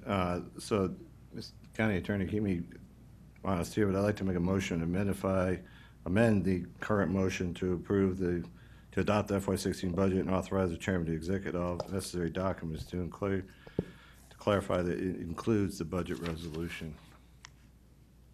Is that fine? Is that a good motion? No. Pardon me? That would be appropriate. Thank you. Could I just ask a question? Can I have a second for the motion first? Second. So what we're voting on is in essence what we just voted on, but the chairman's amending it to include the resolution? Correct. So then, based on the fact the way commissioners voted, you would expect the same votes because it's the same basic? Correct. Right, okay. Thank you. Call the question. Motion carries 3-2. Commissioner Thank you, Cupid, Chairman. not My against. apologies again. Thank you. So let's now move to tab 8, community development hearings, 2 items. Counselor? Good morning, Mr. Chairman. For the benefit of the applicant, my name is Sam Hensley Jr., the attorney for the Cobb Business License Division. And we are here today, first of all, on a hearing at the request of the board for further consideration of an application for an alcohol pouring license for Jordan Lounge and Hookah Bar located at 2755 Canton Road, Marietta, 30066. Mr. Pejman Shahabnia, I believe is the correct pronunciation of that name, as the licensee. A few initial brief remarks, Mr. Chairman. First of all, despite the name, and I may be anticipating some of the concerns or questions that the board may have, this establishment applied for an alcohol license as a restaurant.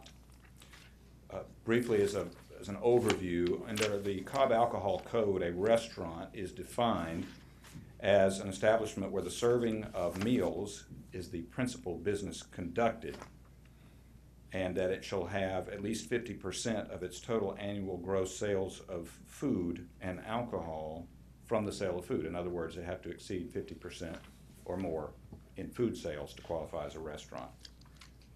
A nightclub, by comparison, is principally in the business of entertainment, with the serving of food as an incidental activity in that establishment. A lounge means a separate room adjacent to another establishment, whether it be a restaurant or other, in which alcoholic beverages are sold, connected with and a part of a restaurant, or located in a hotel with all booths, stools, and tables unobstructed and open to view. And finally, a bar shall be an establishment that does not meet the definition of a restaurant, nightclub, lounge, farm winery, or hotel and serves alcoholic beverages on the premises. So again, I may be anticipating a little confusion about what it is that's going to be going on in this establishment, but those are our definitions under the code. Also, and I'm not really one to speak intelligently about hookah, because not only do I not inhale, but I have never attempted to try this. My understanding is that this is a water pipe that through which you smoke a generally flavored water-filtered tobacco product. It is regulated as a tobacco product, which means that no one under the age of 18 can be in an establishment where hookah is being used to smoke tobacco. This application was administratively denied by the Business License Division due to several issues, one of which was a distance violation. Under our code, as you know, Mr. Chairman, under 6-125, if the proposed establishment is within 600 feet of a church, then a distance waiver is required to be granted in order for it to obtain that license. Now, I should remind the board, because this issue does come up repeatedly, there is specific criteria in our code in 6-125 for the granting of a distance waiver, and that criteria is that the granting of a license for this establishment must not adversely affect the property values of the adjoining properties, and it must not adversely affect the use of the facility in question, in this case, a church. So the burden kind of shifts to the applicant because the code requires denial to demonstrate that those effects do not occur in order to get a waiver of that requirement from this board. Additionally, Mr. Chairman, there was an issue with 6-93 in the alcohol code, which states that a denial may be had due to any material omission or untrue or misleading information contained in or left out of the application.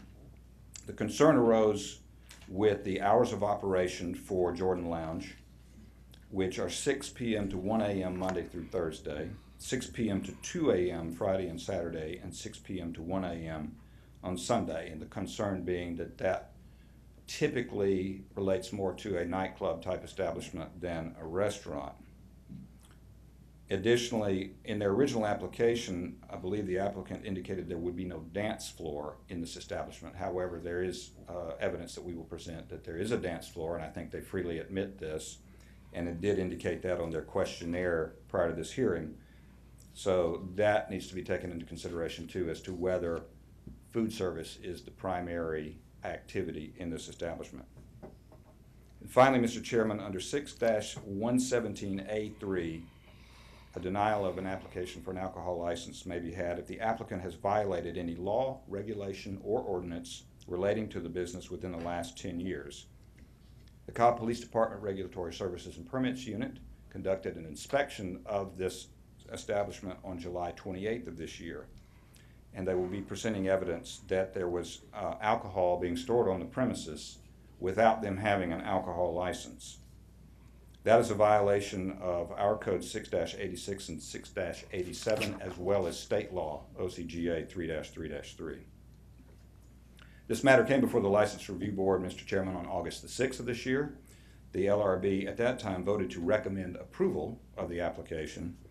However, the District Commissioner has asked that that be pulled from the consent agenda for further consideration by this board. The licensee is represented by an attorney, Mr. Saeed Mahalati. And with your permission, Mr. Chairman, I think we should afford him a brief opportunity to make any introductory remarks he might have, and then I will swear in the witnesses. Thank you. Counselor?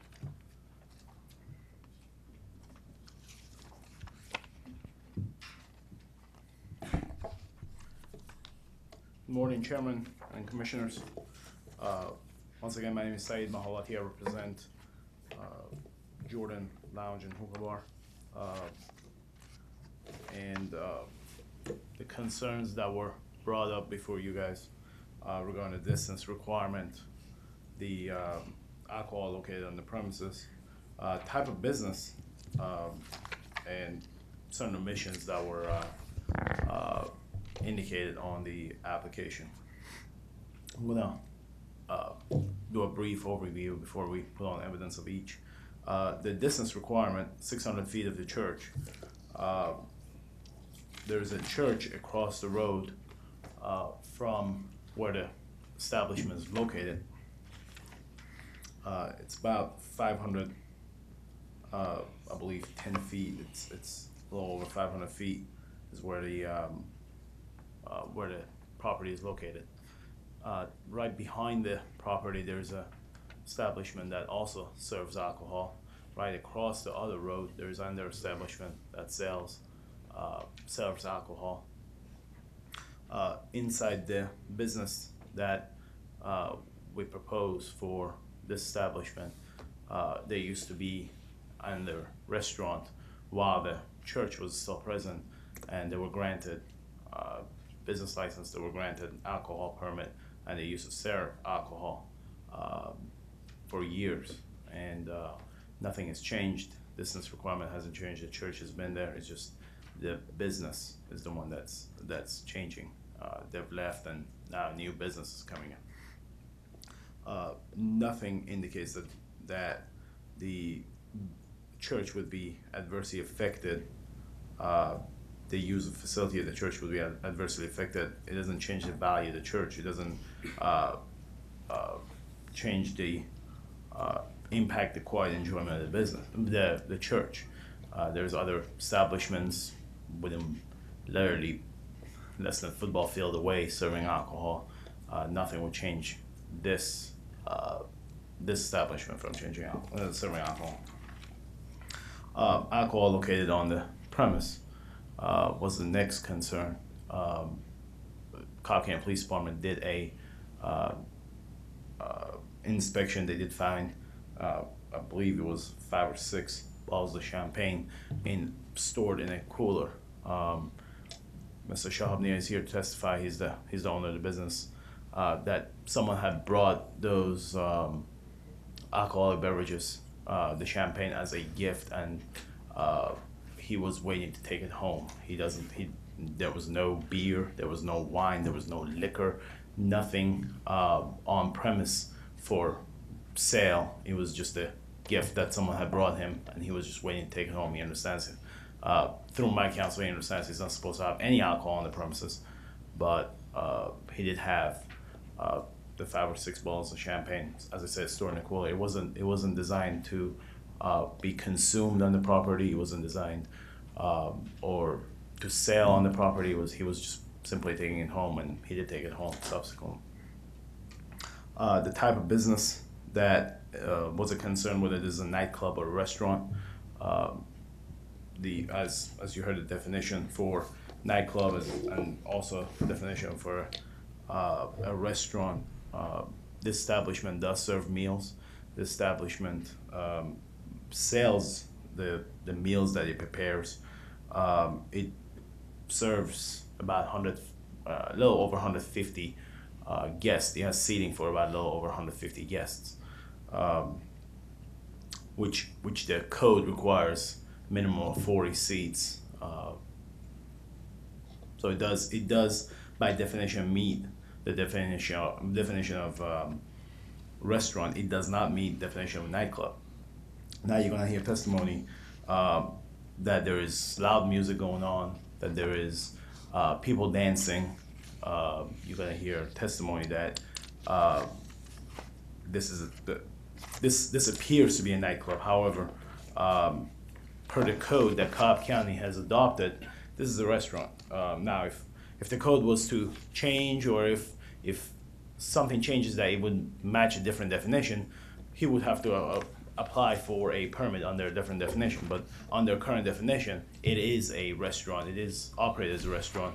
His main purpose is to sell food, meals that are prepared on premises, and alcohol is just incidental to his establishment. In fact, this was brought up at the meeting, at the board meeting, that a lot of people who frequent his business are of a religion that they don't drink alcohol. So a lot of his customers are not going to be ordering alcohol. In fact, some of them are not even going to sit at a table that alcohol is present on that table. So alcohol is very incidental to his establishment, but is a necessity, because out of every 100 people that are going to come in, 1 or 2 may drink, and that 1 or 2 may drive away the rest of the 100 or so people who are not drinking. So as per definition, it is a restaurant. The hours were nighttime hours, which was 6 to 1 o'clock, but there's a decision being made to change the hours to also serve lunch in that area. There were original concerns whether they were going to make enough revenue from sales of food for lunch to keep the place open, or whether this was a better suited as a restaurant for nighttime. Their menus, it is generally a Middle Eastern food, so their prices, if you guys have ever visited a Middle Eastern restaurant, their prices are a little higher. Meals are, average meal is about $15 to $20. There's meals that are $23, $25, $26. So their prices are higher. So the reason for the high prices is because of the quality of food and what it goes behind the food to be prepared. It costs a lot of money. So in order for them to open a restaurant at lunchtime serving $26 food, because that is the product they're putting out, they can't just lower the price just because they want to. They would lose a lot of money. So selling $25, $26, $18, $19 lunch, they have a hard time to figure out if they are going to survive for lunchtime in that area, being mainly businesses or nothing, people that don't spend a lot of money on lunches. But they have made a decision to open for lunchtime. So the hours will be changing. The hours will be being replaced by lunchtime also. So it's gonna be all day restaurant. So the emissions indicated on the by council here regarding the hours indicating nightclub or there was concerns about dance floor. The hours, they are being replaced. The hours that were indicated were correct on the application. Is just they're saying the hours indicates a nightclub. Why it's not a nightclub? Unfortunately, this doesn't match the definition of nightclub. This is a restaurant, and they are operating as a restaurant. So the omissions, there was no omissions as far as we're concerned because. Again, this is not a nightclub. There is indications that there is dancing, there's dance floors. We brought up this concern with the board that once again, this is a Middle Eastern type of restaurant or business. Middle Easterns are generally, once they're done eating, they like to hear music and they like to dance. If not here, they'll be across the road, across the county in Fulton County, doing it in different establishments. There are establishments, generally not in Cobb County, but in other counties that entertain this culture. That they like once people do eat, they get up and dance. So the restaurant doesn't have a dance floor. There's no wooden dance floor. There's no area that is designated as dance floor, although people do get up and they come in the middle or all over the restaurant, even on the side of their table, and they dance. So generally the area that is left open for ingress and egress, walking in and out, that's where people tend to gather to dance, and that's what they're referring as to a dance floor. So there is an open area between the two seatings, right in the center, dead center of the restaurant, and that's where people find that there is no chair, so we can dance, and that's where they're generally dancing. With the new waitresses and waiters and staff that they get. That's all they're used to. They're used to seeing people dancing in that area, so they assume that's a dance floor. So, however, per se, there's no dance floor in the restaurant, but there are dancing going on. People do dance. Once again, it's just a culture. Persian restaurants, other than there's a famous one that everyone knows in Fulton County. Other than that one, any other Persian or Middle Eastern restaurant you go to, there is dancing going on at the end of the night. If there's no dancing going on, people are not gonna visit your restaurant. You're just gonna lose that business to another restaurant. There's also indication that the restaurant sells hookah or tobacco product, hookah, for consumption on the premise, and that's generally just the business. Once again, with this type of restaurant comes with hookah. Hookah is one of those things that is engraved into the Persian culture, and it's a deep tradition that people smoke hookah after they eat. It is somewhat different from cigarettes, but generally it's something people do smoke after eating. It's similar to drinking hot tea. generally Persians drink hot tea and smoke hookah after eating. It's something that comes from the old tradition. It comes from our grandparents did it, their grandparents did it, their great-grandparents did it. So it comes from a traditional thing. If they eliminate hookah out of their restaurants, once again, it's going to drive away that business that smokes hookah. It is something that we all do. We do it at home. We do it in restaurants. We tend to generally not go to restaurants that doesn't have hookah. I myself, in the evening time, I would probably not step into an establishment that doesn't smoke hookah. It's just a cultural thing that this restaurant is trying to portray. It's something that comes around with the culture. So then that's what we're trying to bring. We're trying to bring that culture into Cobb County versus taking that culture across the county, across the state to Fulton, Cherokee, Gwinnett, where other establishments are currently operating. This is the second business of this type in Cobb County. The first one did not survive. Unfortunately, they didn't have a liquor license. And once again, the business it took to keep the business alive, the portion of the alcohol that drove away that business, although they're not selling that much alcohol, it is just that one person brings a whole entourage with them, and that entourage is the one that's making money for the business. That one went out of business in Cobb County, and they actually moved across to Fulton County. This is the only other restaurant of this type and this culture in Cobb County. So that's why we're respectfully requesting that you guys vote yes to granting their alcohol liquor license permit for full liquor permit and Sunday sales to be able to keep this restaurant in Cobb County. Thank you. Thank you, sir. Counselor?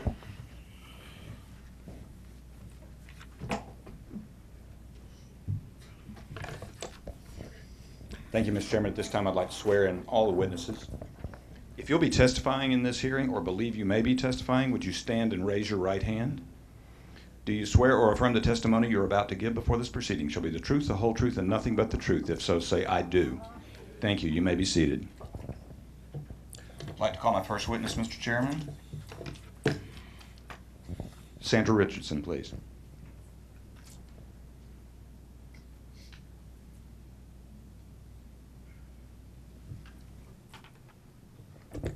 Good morning. Good morning. Could you state your full name for the record, please? I'm Sandra Richardson. I'm the Business License Division Manager. And how long have you been employed in that position, Ms. Richardson? Since May of 2013. And briefly, what are your duties as the manager of that division? We accept applications for all the businesses that are in Cobb County, and we oversee regulated businesses such as alcohol, massage, or health spas, other regulated businesses. And are you familiar with the Jordan Lounge and Hookah Bar that is the subject of this hearing today? Yes, sir. Did you receive an application from a Mr. Shahabnia in regard to that establishment? Yes, we did. And could you tell me what action you took in regard to that application? Well, generally, one of our first reviews is to see if they meet the distance to residences or to church, schools, libraries as such. And one of the first things that we noticed was that according to their survey, they are within 600 feet of a church. I believe he was unaware of this. I believe he had to get a revised survey on this one because they are within 600 feet of the Covenant Presbyterian Church that's across the street from there on Canton Road. Covenant Presbyterian is across Piedmont Road. Okay. So that in itself required a denial of the That was a application, denial, is that yes, sir. correct? And to your knowledge, did your office receive any opposition from any of the adjoining property owners or the church itself in regard to this application? No, we have no opposition. Did you receive any letters or statements that supported the application? No, sir. So no public comment at all No, in sir. regard to this? Okay. Were there any other factors that entered into your review of this application as far as the denial of it? Yes, we, as many times we often do, we go in, especially if there is a question about the hours of a restaurant or something of that nature, That's one of the other reviews we might do, is go onto the internet, see what we can find. It's being advertised. And that was one of the issues that we, during that part of our investigation, we found that the hours were a little different maybe than what we had thought they were, and what was on the application, and also the fact that there appeared to be a dance floor, and their application showed that there was no dance floor. So there was just a few things that didn't exactly add up with their application.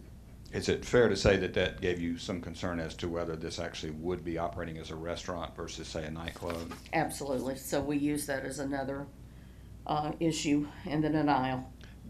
The applicant is required to file an affidavit, is that correct, regarding their food versus alcohol sales? That's correct. Did they do that in regard to the Jordan Lounge? They did do that.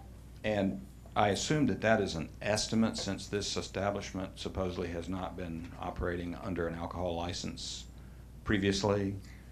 That would be correct. It is signed by a CPA, and it's an estimate from April of 2015 through March of 2016 of the CPA's estimate based on the business plan. And what was the CPA's estimate as far as the ratio of food versus alcohol sales that they would experience at this restaurant? Okay, the food sales were approximately 73% of the estimate, and the alcohol sales were estimated at 27%. Very good. I believe Ms. Webb can talk about some of the information that you found online regarding this establishment, but that's all the questions that I have, Mr. Chairman. Thank you. Mr. Shaw, say it for me quickly, slowly. I'm sorry. The attorney? Saeed Mahalati. That wasn't slowly, but. Saeed, S-A-E-E-D, Mahalati, M-A-H-A-L-L-A-T as in Tom, I. Thank you, sir. You have any cross for her, please? Yes. Ms. Richardson, is it true that there are other establishments in that general area serving alcohol or have alcohol permits? There is a Mexican restaurant right behind the location. This is a freestanding building facing Canton Road. There is a little strip shopping center, and it does have a Mexican restaurant in it. And there is a Cherokee Cattle Company across the road, diagonally across the road, is that correct? It is further down the road even than the Mexican restaurant. Cherokee Cattle is on the other side of Canton Road, further down. Now, is there any indication that, to the board whatsoever, that granting an alcohol permit to this establishment would adversely affect the church or change the value of the church or affect the quiet enjoyment of the church? I have not received any opposition, therefore I can only draw a conclusion that there is not a concern about that from the people who are in that area. Okay. All right, that's all I have. Thank you. Thank you, commissioners. I have a Commissioner Burrow. I believe on the application, they put 60% food sales. And I know you said the accountants or the CPA's estimate was 73% from the food sales. And that's with the current hours of 6 p.m. to 2 a.m. or 1 a.m. on Sunday. The affidavit is considered a part of the application. I believe the 60-40 is on their questionnaire. Is that what you're referring to? Yeah. The questionnaire that they filed as a part of this appeal process. Okay, so, yeah, that's on the questionnaire. Yes. Okay, so on the affidavit, they had the 73% based on the CPA's. Yes, the affidavit signed by the accountant, the CPA. And what are, if any, different requirements for restaurant versus lounge or nightclub? Well, the nightclub would not have a percentage. The restaurant has a 50% food it must meet. And then a bar, if it were a bar, would have a 30% that it must meet as far as food sales. Of the gross revenue that's brought in through food and alcohol sales, of the total, 50% a restaurant must be food. But are there other requirements that they would have to meet as a nightclub versus a restaurant, a designated dance floor, what have you?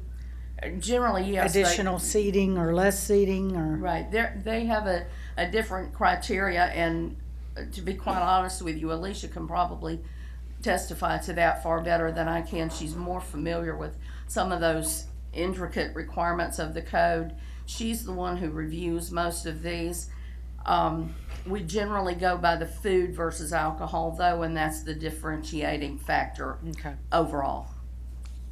So if they're going to increase their hours to lunch,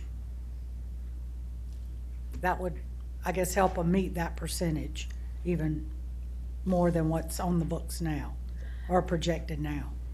Projected by what the CPA is estimating or their business plan, what they have shared with the CPA that signed this affidavit, I would think that their revenue would increase and therefore their percentages may stay the same, but there's definitely going to be a larger increase in the numbers as far as the total revenue he's looking at.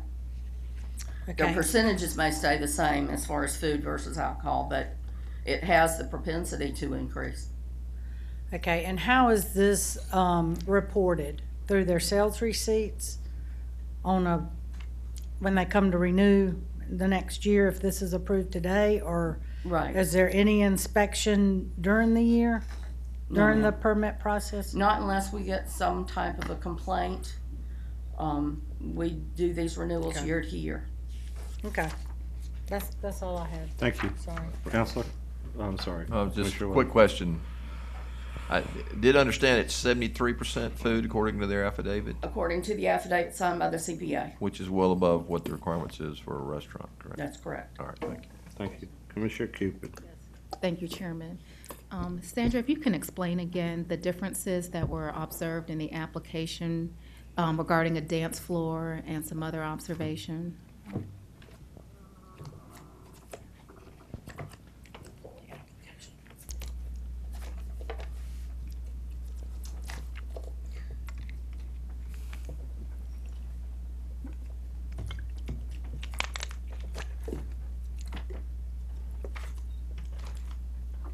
We have rearranged this file several times, so let me get to that application. No problem.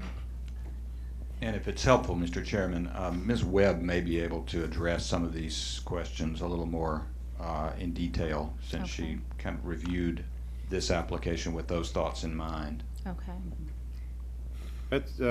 Would you mind, Commissioner, if we ask Ms. Webb to come up and answer some of these I don't questions? mind. As long as we get to the end of your question, and she's more appropriate than. Sure. I know Ms. Richardson had addressed it. Pardon me? I know Ms. Richardson had addressed it in her comments, so I just didn't catch it. Right, on the application, on number 43 of the application, it asked for the size of the dance floor. And the answer was none. On 45, question 45 of the application, it says type and number of times per week location will have live entertainment. It said none. Okay. On 46, it says, will location have a DJ, and if so, how many times per week? 2 times per week. Those were some of the questions that were asked about the dance floor. The hours on the application in question 28 say 6 p.m. to 2 a.m. 7 days a week. That's on their application. That's on their application. Okay. And then when we did some further research, and I think if you review the questionnaire, I think some of those answers are a little different. Okay. Thank you. Further research is like going on their website, as you stated? Yes, ma'am. Okay.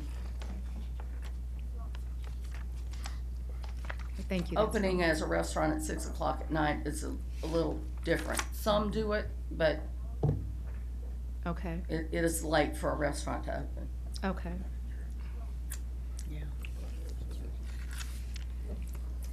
Thank you. I have one more question, Sure. if I may. I'm sorry. What was the, when this came before the Alcohol Review Board, what was their decision? What was their vote? I believe it was a 3-2 vote. Okay, to approve. Yes, ma'am, to Okay. approve. Okay, that's all I have. I'm sorry. Thank you. Counselor. That's all I have for Ms. Richardson. Thank you. I'd like to call Alicia Webb, please.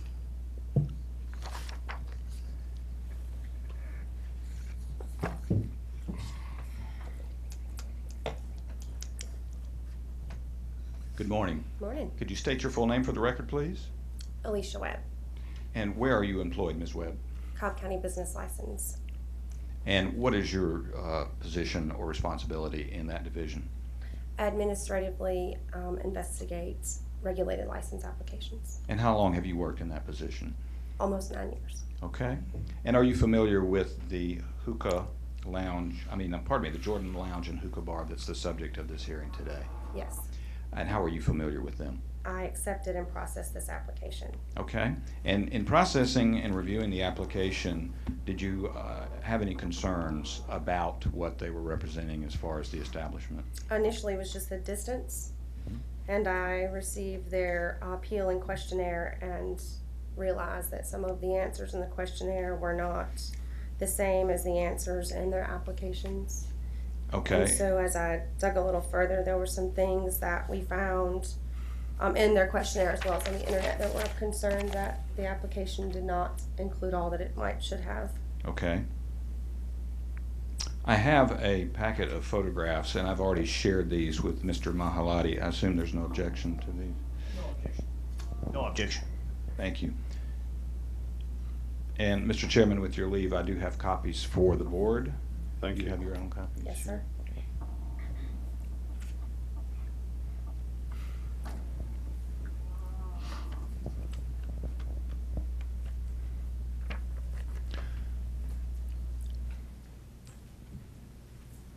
Now, we won't be able to project these, correct? We're just going to refer to the packet? Yeah, we can Okay. refer the packets. So as these are being distributed, can you tell us how you obtained these photographs, please? In the questionnaire, the hours of operation were a little bit of a concern, so I honestly just went on to the internet to see if I could determine what their current operating hours are, because they are already open as a restaurant serving food, to see what their existing hours of operation were, and found their Facebook page, which also lists a different set of hours than what was in their application and what was on the questionnaire. But the hours of operation were the first concern. Okay. So they had been operating previously as a restaurant, is that correct? Yes. Do you know how long they had been in operation? I do believe they bought the business in March. Okay. I specifically want to look at the photos beginning on the first page here. Can you describe what we are looking at in the first two colored photographs that show the tables in the establishment? Yes, tables inside of the establishment that appeared to be set and ready for, I would assume, some sort of party with champagne and wine on the tables. Okay. And do you know the date of when these photographs were posted on their website? April the 6th and April the 11th. When they did not have an alcohol license, is that correct? That is correct. If an establishment allows customers to bring their own alcohol into an establishment to be consumed, do they have to have a different kind of license to be allowed to do that? Yes. What is that called? A bottle house license. Did this establishment ever obtain or apply for a bottle house license? No. Any other concerns that arose in your mind as you reviewed the information and the photographs that you found on the website?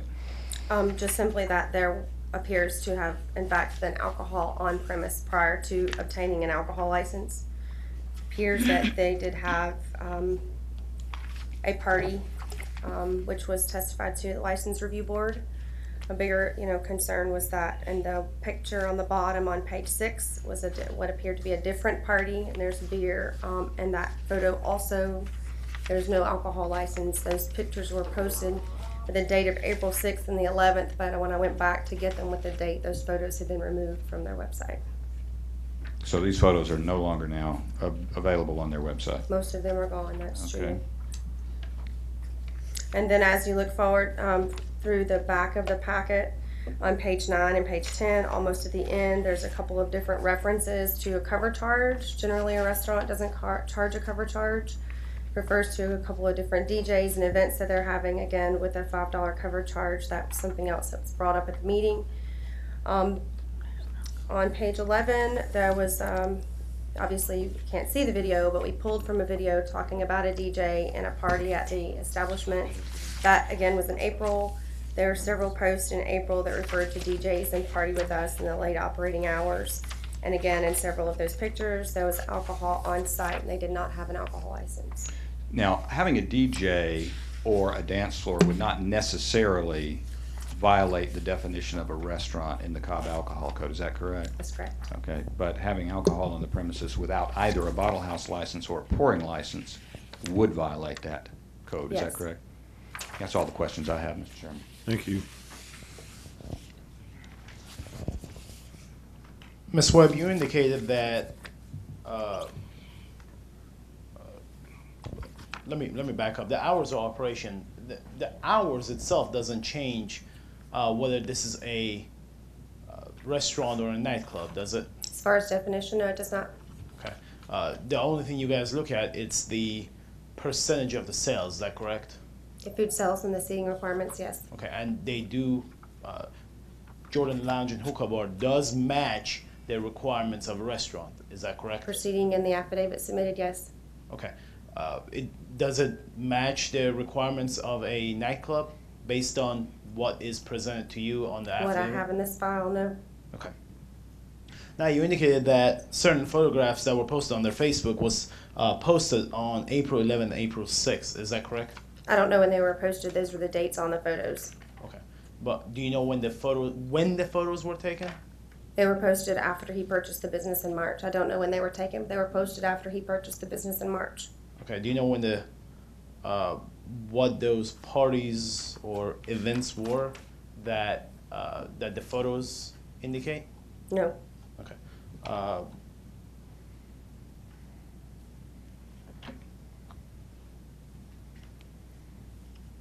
Also, you indicated that there was a event that called for a cover charge. Is that correct? That's what is on their website, yes. Okay. Do you know what that charge? It's indicated as cover charge. What that charge included? Do you know what A that is? $5 cover charge, I would assume, would be what you pay to get into the establishment for that event. Okay. That's all I have. Thank you. Thank you. Commissioners? Commissioner Hott? I'm just reading the different definitions here.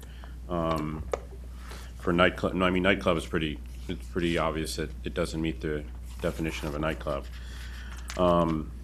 I guess my question kind of centers around the definition of a lounge, because it says in here, means a separate room. Does that mean it has to have a physical wall separating it? Because in this picture here, it seems like, and I'm gonna have to ask when the applicant comes up, but it appears that this open area, that the cushions around the outside are for seating.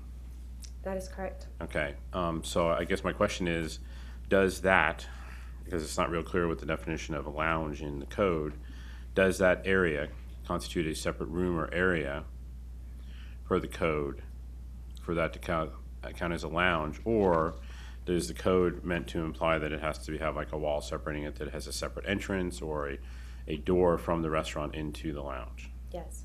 A separate wall dividing the two.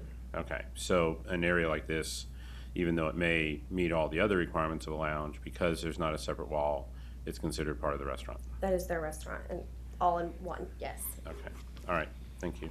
Thank you. Any other questions? Thank you. Counselor? That's all I have for Ms. Webb. Thank you. I would like to call Sergeant Bonnie Smith.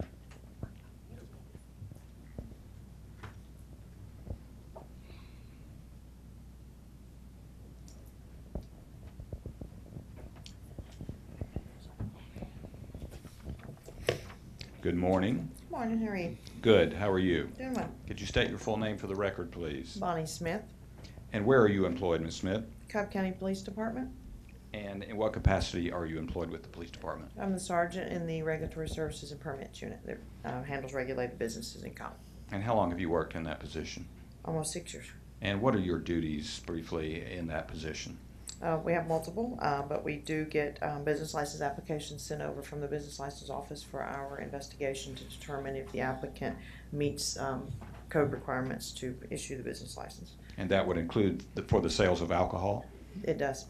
And are you familiar with the Jordan Lounge and Hookah Bar that is the subject of this hearing today? I am. And how are you familiar with them? We received that application from the business license office, and as they were attempting to apply, or they did apply and attempted to obtain an alcohol license for their establishment. And in the course of your investigation or review of this application, what did you find? We did the investigation, and criminally, as far as criminal history and other code requirements, we didn't have anything to recommend a denial based on what was in that packet at the time. And then I did receive some information from Alicia Webb with her concerns at the business license office regarding the establishment, the hours, and maybe how the business was actually operating prior to obtaining an alcohol license. Okay. And what action did you take on that information?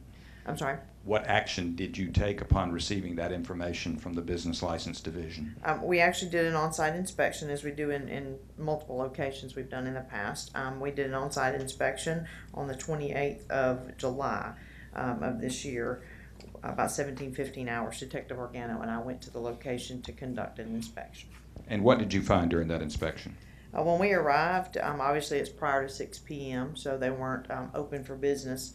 Typically, we have found that employees there at restaurants will be there an hour to 2 hours ahead of time in preparation for their opening. So we arrived at 15 hours, which is 5:15 p.m., and we observed a gentleman at the back door, side door to the business.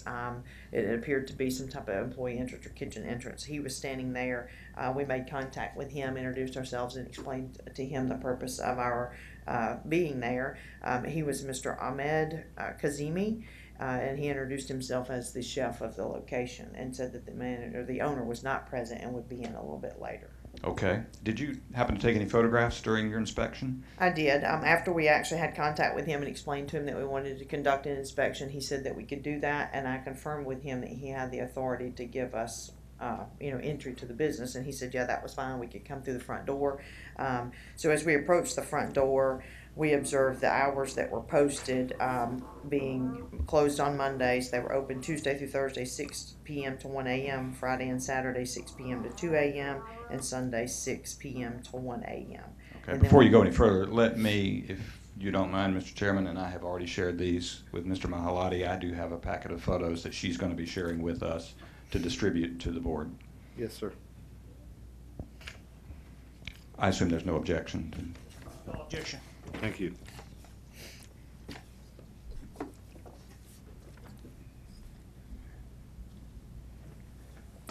So as these are being distributed, if you could walk us through the photos that are relevant to our discussion today, Sergeant Smith? Yes, and this was taken once we entered the front door. Now we're looking back to the front door, so we're at the back portion of the restaurant. This first photograph is their seating arrangement on the, if you came into the building, it would be on their left side. And these may not be in the same order that they are in the packet, but they are all in here. They have the lounges on the right, against the wall, and then they have tables. The next photograph here is the open area that was mentioned earlier. It is just an open space in the middle of the floor.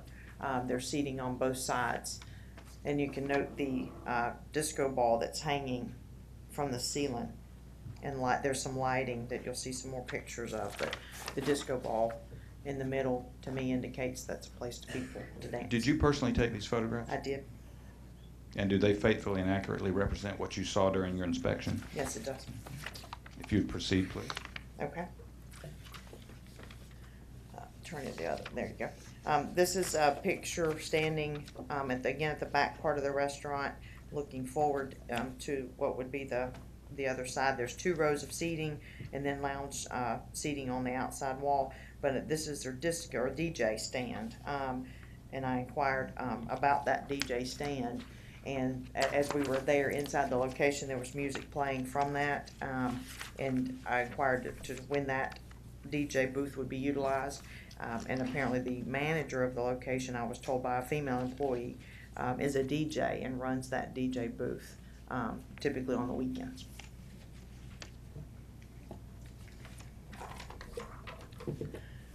This picture is at the front of the bar. If you walk into the restaurant, to the back left corner is a bar area that will be set up, I guess, if they get the alcohol license. But this is actually sitting on front of that. They have some other computer equipment and tower speakers, I guess, for their music system. They have tower speakers in the corners of the restaurant. And those would be in I think, each corner of that location. This is some lighting that's suspended from the ceiling. It's more of a nightclub atmosphere type lighting. In addition to the can lights that are there, this is additional lighting that's suspended from the ceiling.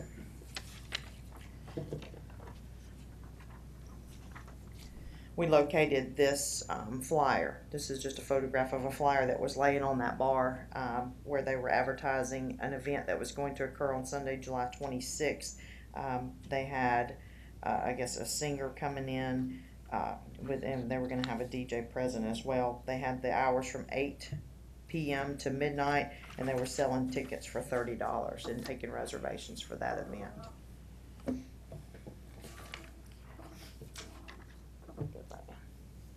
Okay. And did they happen to have a kitchen area? Did you inspect a kitchen area? We did. After we did that initial inspection in the front, we continued our inspection throughout the back part of the restaurant and into the kitchen area.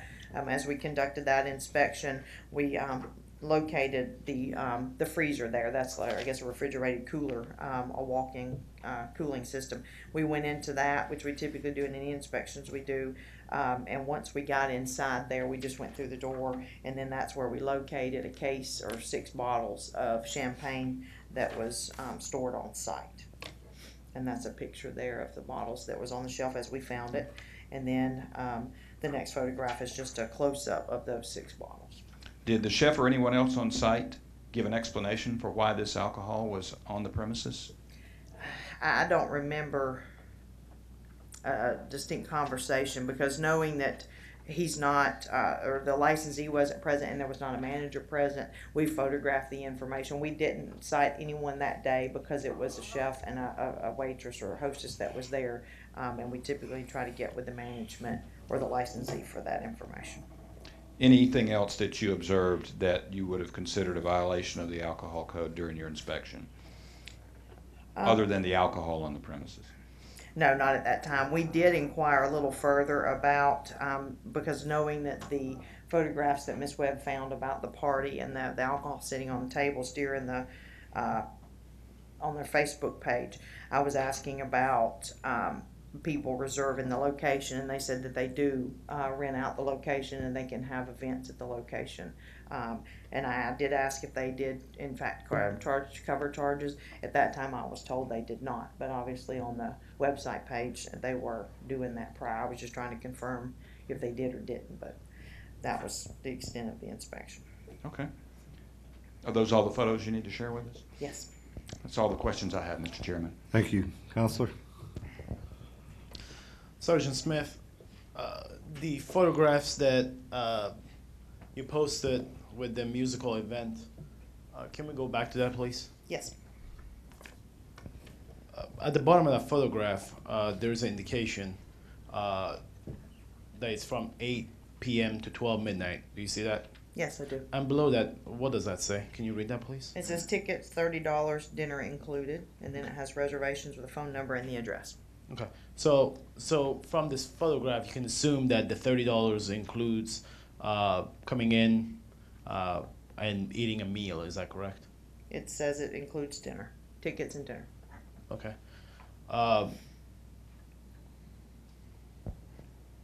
And other than the 6 bottles of champagne that you located in the premises, did you find any other alcoholic beverage on the premises? No, I did not that day. Okay. You've done a lot of inspections in the past, is that correct? I have. Have you seen businesses that have that don't have business license or alcohol permit but store alcohol on the premise? Have you ever seen that in violation of the ordinance? I have. Okay. And generally, in your experience, if they are storing alcohol for sale or for consumption, do you generally see champagne, or do you see anything else, or What's your experience when it comes to that? I've seen everything on site I've seen beer, I've seen wine, I've seen champagne, liquor. I've seen all the above. Okay, but generally, you would see more than 6 bottles. Is that correct? That's an assumption, sir. It depends on the location and why it's there. I've seen everything from 1 bottle to multiple cases to cartons of alcohol. I've seen it all. That's all I have. Thank you. Thank you. Commissioners, any questions for the sergeant? I have a couple. Sure. Commissioner Burrow. The 6 bottles of champagne that are in the storage cooler here, Yes, ma'am. they're unopened, correct? That's correct. And then the pictures from, I guess Alicia's testimony are from Facebook? Yes. Of a party actually at that location? Yes. Where there's wine or beer or alcohol on the table? Yes. Open? Yes. And served? There's Okay. some, I believe the photographs from Facebook, there's some bottles that have not been opened that are sitting on the tables. The pictures that have the tables set up, those are just bottles. I believe they're not opened at that time either, but it is a different champagne than what I found on site. Right. Yes, ma'am. But there's some wine and some champagne bottles, but these are from Facebook? Yes, ma'am. Okay. But this is an actual party that has taken place since they purchased the location or leased the location in March or April? Yeah, I believe the date that was in April that these pictures were posted on Facebook. They took ownership, I believe, in March. Yes, ma'am. Okay. That's all I have. Thank you, Commissioner Hunt. Sergeant Smith. Yes, sir. When you've gone out and done your other inspections, have you, and I don't know any other way to word it, have you been to other restaurants or establishments that have a cultural or a specific genre to them as to what, the clientele that they're trying to appeal to? Yes. What have the hours been there? I would expect later than normal. Trying to recall off my top of my head. I only know of one specific that fits this type of establishment, and I don't recall off the top of my head their hours. I don't know if I believe they're open for lunch. Okay. But I would have to research that to be completely accurate. Okay, and for the commissioners, the only reason I ask is it's not uncommon in a lot of other places around the world to not open for dinner until 8 o'clock. So, okay, thanks. Thank you. Any other questions? Yes, Chairman. Commissioner Cupid. Yes, thank you. This flyer here that has the performance listed, Yes, ma'am. that begins at 8, is it atypical for a restaurant to sell tickets for dinner and for performance?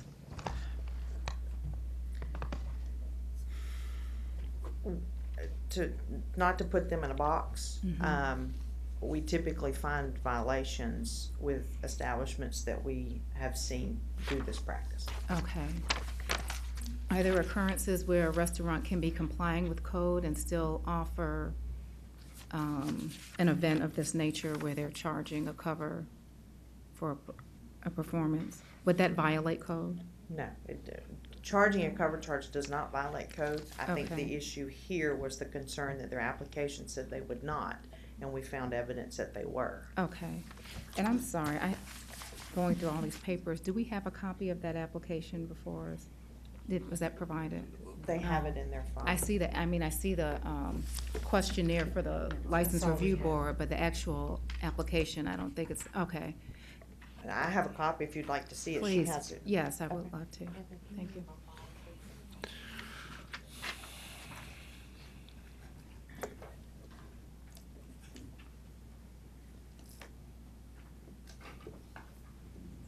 This is Wait, the well, copy. Sergeant, make sure, first of all, yeah.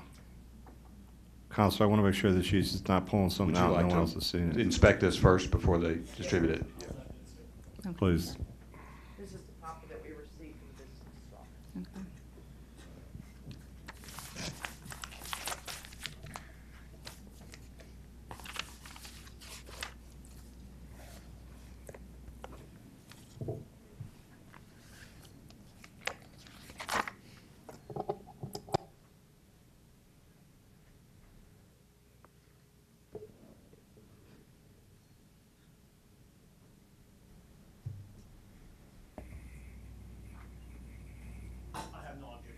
Thank you.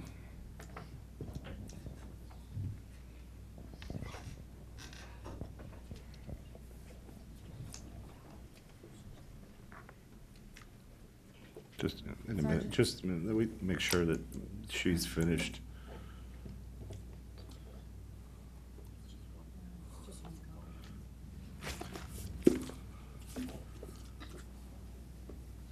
Those are all the questions that I have. I just want to take some time to look through them.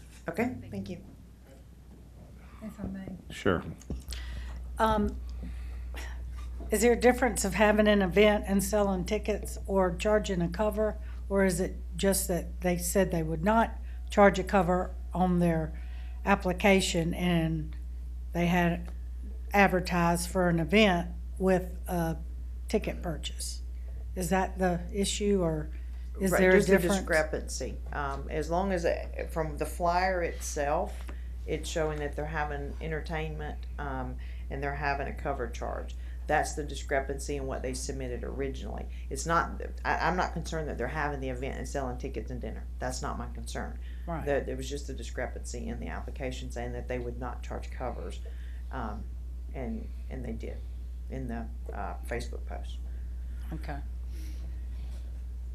And I should probably clarify, Mr. Chairman, if there's any confusion about having a DJ, that does not constitute live entertainment as it's defined in our nightclub definition. So simply having a DJ and having an event like that does not necessarily make it not a restaurant, make it a nightclub. Live entertainment is defined as exactly that, if you have a live band and that sort of thing. But having a DJ does not necessarily violate what they're applying for. That in itself is not the issue.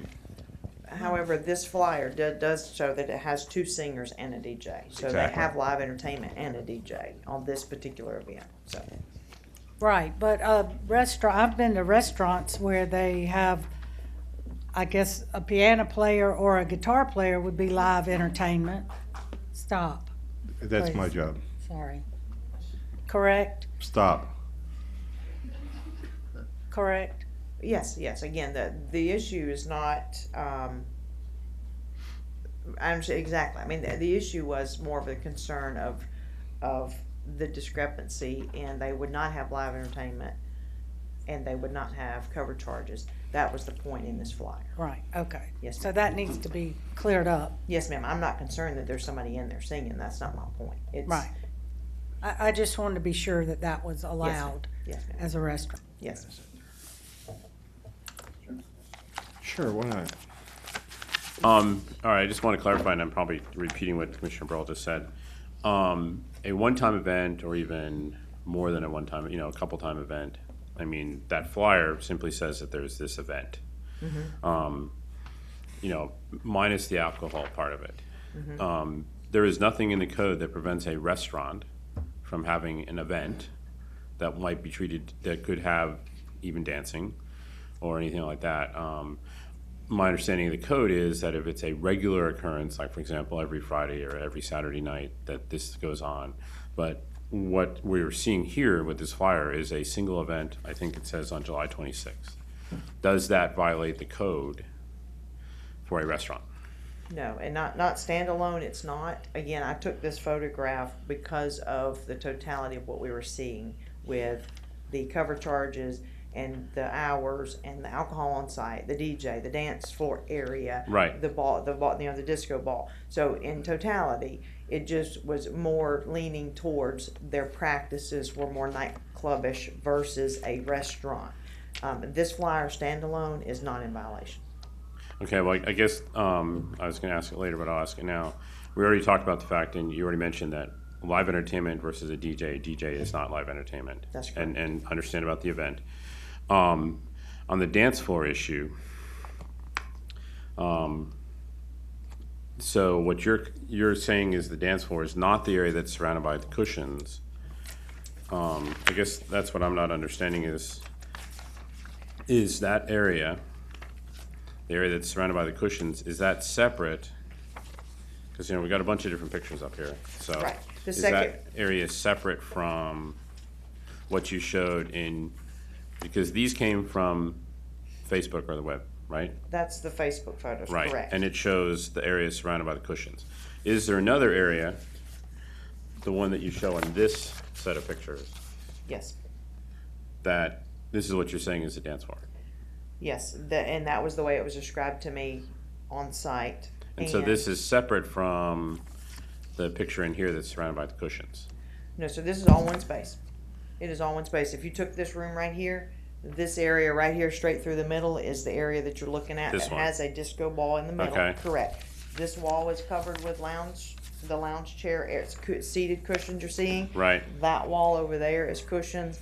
There is one row of tables here, 2 rows of tables there, and everything in the middle is what they're considering their dancing area, and it has a disco ball hanging above. Okay, thank you. You're welcome. Anything else? Sure.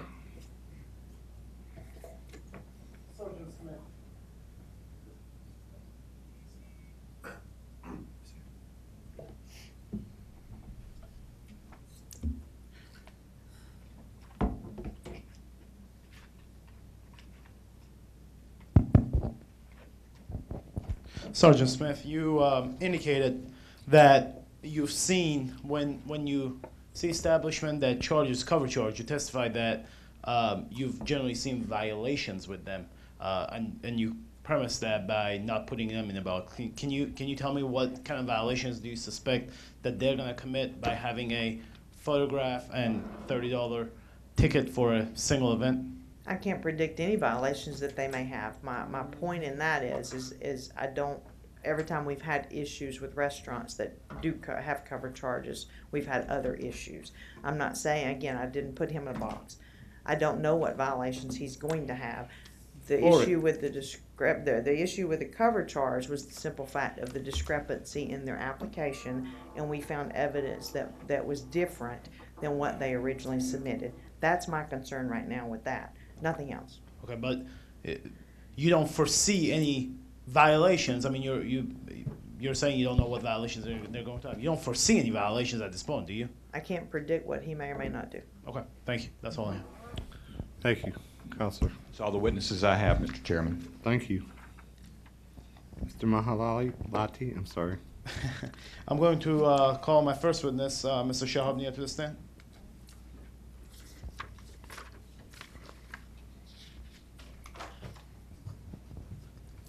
Hello, my name is Pejman Shahabnia. Mr. Shahabnia, what is your job title? Owner of Jordan Lounge. Okay, so you're the owner of the establishment at question here? Yes. Okay. And when did you purchase the establishment? March 1st. Of this year? Yes. Okay. And have you been in operation since then? Well, when I got it, we started changing stuff. We had contractors, they were working until April 4th. We didn't, our opening was April 4th. So April 4th is when you started your business, is that correct? Yes, Okay. April 4th we opened it and we closed Sunday, April 5th. April 6th, officially we opened it. Okay.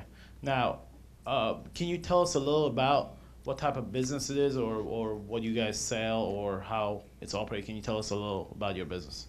We're Mediterranean restaurant. We have kebab, probably everybody's familiar with that. We have one of the top 40 chefs in Georgia.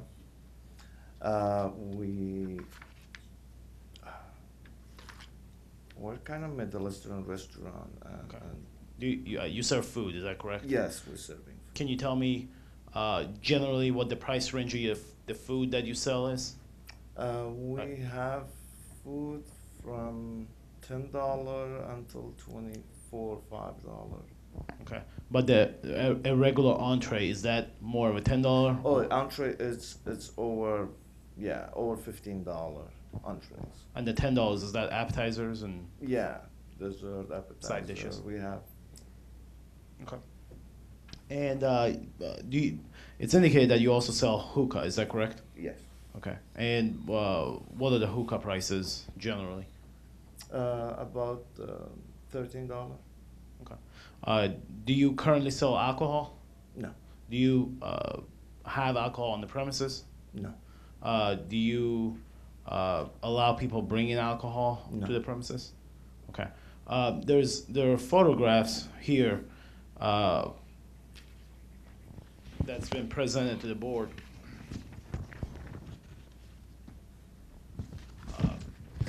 You reviewed a photograph of 6 bottles of champagnes. You've seen this photograph before? Yes.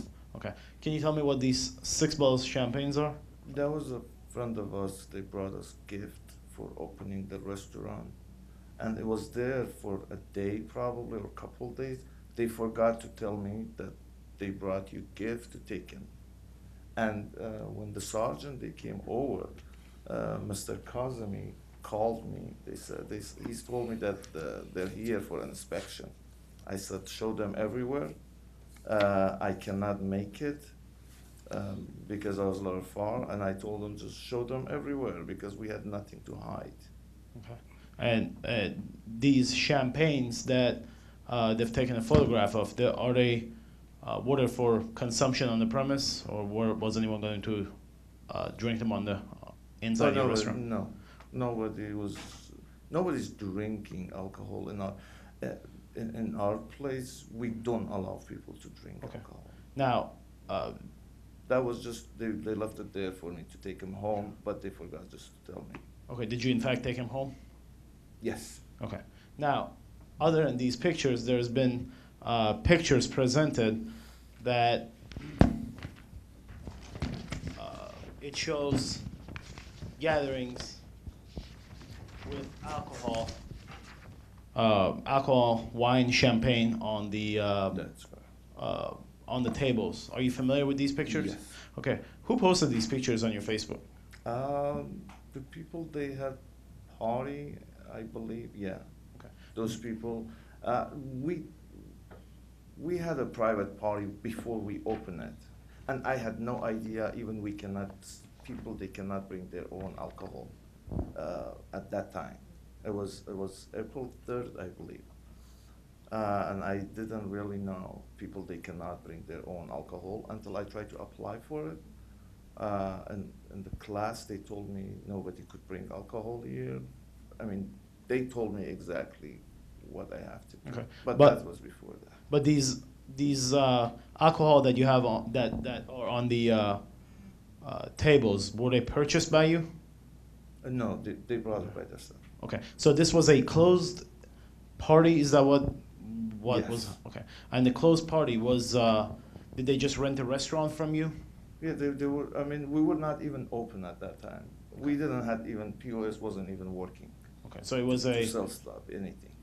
Okay, so my understanding, it was a party that they brought their own alcohol. Although you learned later on that people are not allowed to bring their own alcohol, even if it's a private party. Is that correct? That's right. Okay. Now, there's indications that you have a dance floor in your establishment. Are you familiar where the area that they're referring as to a dance Yes. floor? Okay. Is that area blocked off, marked off, or any physical, anything physical on the property that shows that No. as being a dance floor? No, it's just a floor, and it used to be like that, and we're just continue. I did not know those stuff. It's really. So you didn't change. There is no wooden pallet on the ground, or there is no roped off areas that indicates a dance floor. No. Okay.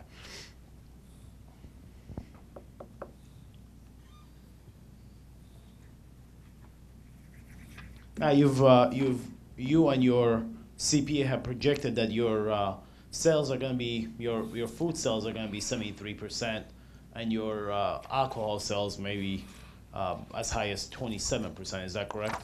Yes. Okay. Is that what you're projecting still today, standing here? Probably. I mean, I don't know. I never have alcohol to see to approximate, but the CPA, the way he brought all through the POS. He was checking food, and he said approximately you're gonna be like in this range. Okay, so he indicated those numbers from your point of sales receipts, is that correct? That's So it wasn't some number he just came off the top of his head, is that correct? No, there was just, I give him the POS, he was just checking the POS. Through that, he gave me the number. Okay. Now, the establishment that you operate, it's been presented here that it's a cultural and Middle Eastern That's correct. culture, is that correct? Do Middle Easterns generally smoke hookah Yes. at establishments? Have you been to establishments that serves hookah? Yes. Okay. Do these type of establishment that you're trying to portray, do they generally serve alcohol? Yes. Okay. And we've covered the price range of your food. Do people who generally come to these type of establishment, do they dance after the events or after parties or after eating? Do they get up and Yeah, dance? usually, the Persian people especially. Okay.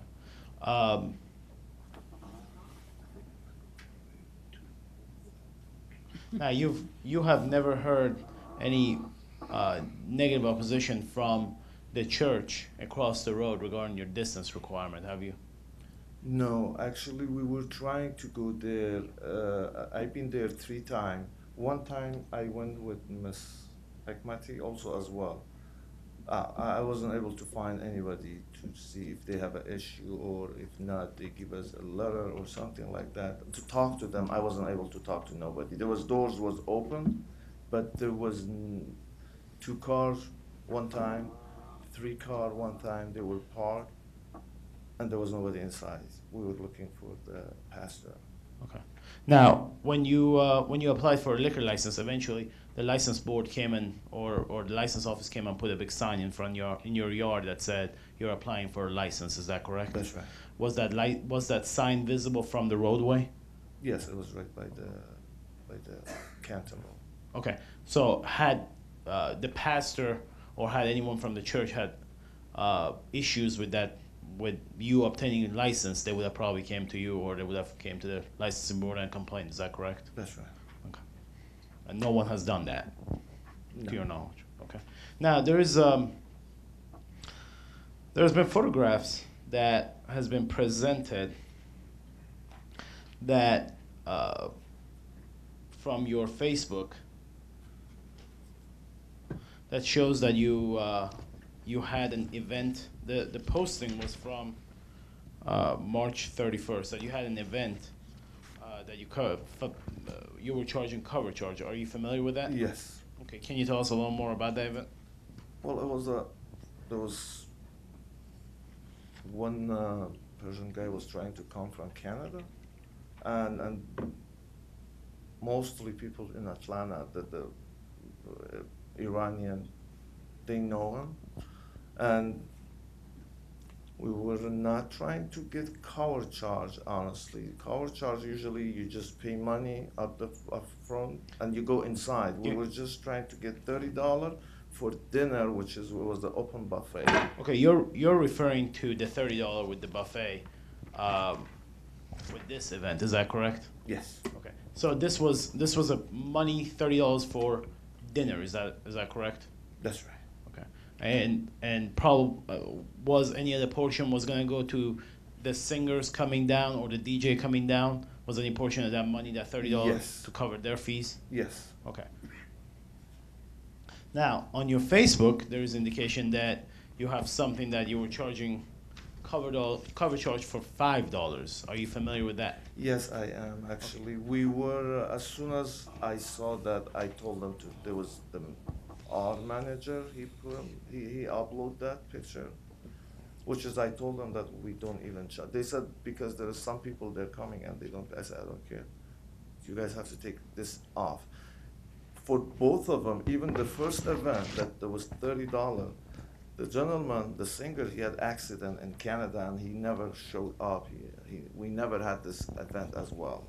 Okay. And the other event also we canceled it. So you refunded the $30 fees that you We collected? didn't even take it to refund. Okay. And then the $5 fee, you said that your manager posted that up on the Facebook? Nobody paid even. we took them off. Okay, you weren't aware of this $5 No. cover charge, right? When it was brought to your attention, did you order it removed from the website and order it stopped? Did anyone charge the $5 cover charge? No. Do you charge cover charge at all at No, your at restaurant? all. Okay, that's all I have. Thank you. Mr. Hensley. Thank you, Mr. Chairman. Mr. Shahabia, is that correct? Yes, sir. What was the date of that private party that you indicated people were bringing It alcohol should- without your knowledge?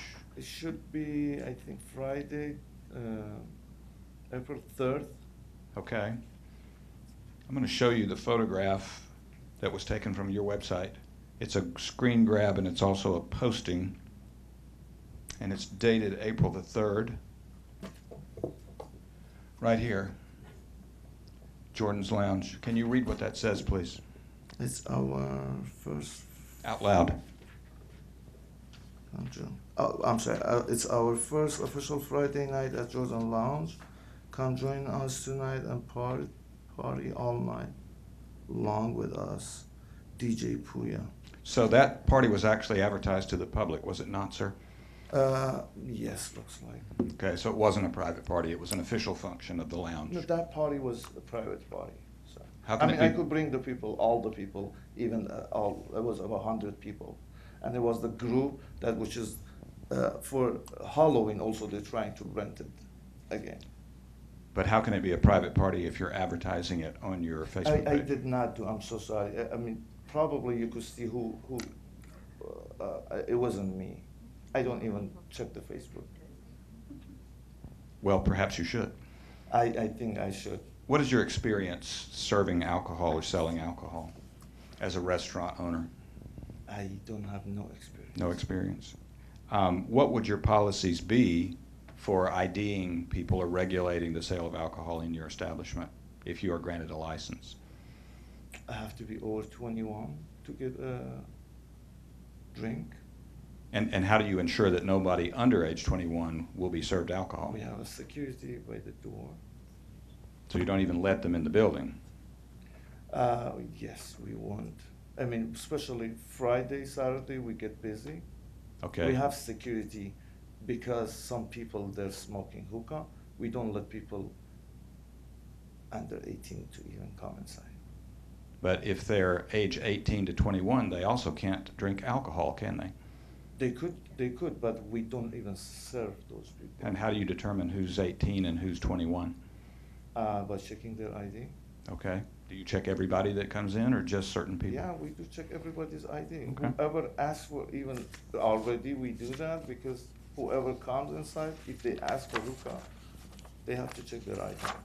In your affidavit that you filed with the Business License Division, when you estimated the sales of food versus the sales of alcohol, did you include your hookah sales in the food calculation? No. Kept that separate? Yes. Okay. That's all I have, Mr. Chairman. Thank you. Does the board have any questions? Yes. Mr. Cupid? Thank you. In the function of your restaurant, there was a lot of discussion regarding this dance floor. Right. And again, can you specify how it's utilized in your restaurant? I mean, that's place, there is a place, it's right by the door, goes to the kitchen alley and kitchen. We cannot block that place. Okay. We might could put one roll more table, but we cannot block that specific place. Okay. Because for restroom, for kitchen, and for outside, we use that area. Okay. But because in the beginning, we sent the layout for the restaurant, they said whatever layout you send them, it have to be like that. And it's my first time restaurant, and we sent that layout already. So that's why I cannot even I can even put one table extra table there. But it used to be restaurant before. While I took over, we just upgrade that place. Okay. So it was exactly the way it was right now. Okay. So the way that your site is laid out from what you're sharing is the same layout that you provided to Cobb County? That's right. Okay. I also have some questions regarding your hours of operation. Okay. Because they they do differ from the application versus what's on the Facebook versus what's on another site. What are your hours of operation? Our hours of operation right now, it's from 6 o'clock to 1. Okay. And Friday, Saturdays till 2. Okay. And Monday we're closed. We used to be open 7 days a week, but we're just right now trying to open lunch. I'm just short for extra chef. Okay. Yeah, that's the only problem we have. It's been a week, I'm not able to open the lunch. But we're trying to open lunch, so we'll be open from 11 o'clock until 1, 2 o'clock in the morning. Okay. And I just want to observe, in your application, you did provide to them that you would be operating from 6 p.m. to 2 a.m. Right. And it seems as if you continued in that spirit. Yeah, I didn't know it's gonna be issue, honestly, until last board meeting we had. Okay. Those are all the questions I have. Thank you. Commissioner? I just have a question. You said that you purchased the restaurant on March 1st. Was it called Jordan's Lounge prior to that? I'm sorry? Was the name the same prior? No, Jasmine. It was Jasmine Cafe. All right, because when I look at your Facebook page, there is a posting here for a New Year's Eve party on December 31st. Yeah, it was Jasmine. When you changed it was Jasmine Cafe. It used to be Jasmine Cafe, that page. We sent them for Facebook. It took them, I think, 2 weeks or 3 weeks. They changed the name, Jasmine Cafe, to Jordan Lounge. But there is still post in 2014, or it's there too. Commissioner, may I? Let me. Not yet, thank you. The other question I had was, when, and this may be a question for Mr. Hensley, when was the inspection that Sergeant Smith, or when did they come by and inspect the restaurant? Was that after you had opened? Yeah, it was about like a month ago, I believe. Because my question is, one of the pictures they took was of the freezer. And you, through your CPA, claim that 73% of your sales is food, but when we look at the picture in the freezer, there's not a whole lot of food in there. It was a walk-in cooler. We have 2 of them. Okay, so there's more than one. All right. Yes. That's all I have. Thank you. Any other questions from the board? I have one question. Sure. Yes. Did you purchase this site, or are you leasing the building from another owner? I purchased the business from Jasmine Cafe, but I'm leasing it. So in the building, leasing, okay. it shows it's March 1st we took over. Okay. You wanted to clarify something? Yes. Commissioner, as indicated, this is a cultural restaurant, and it indicates that there's a New Year's party. New Year for Persians is different than the American New Year, so that's why there's a confusion of when the date is. So what's being advertised is the Persian New Year, not the American New Year, which is March 21st, it will be New Year in Iran. Thank you. Thank you. Thank you. There's no other questions. Counselor, you have another witness? Yes. Can you step down?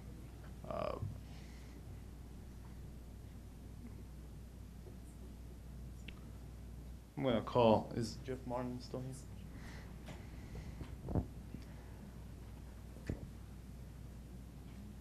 here?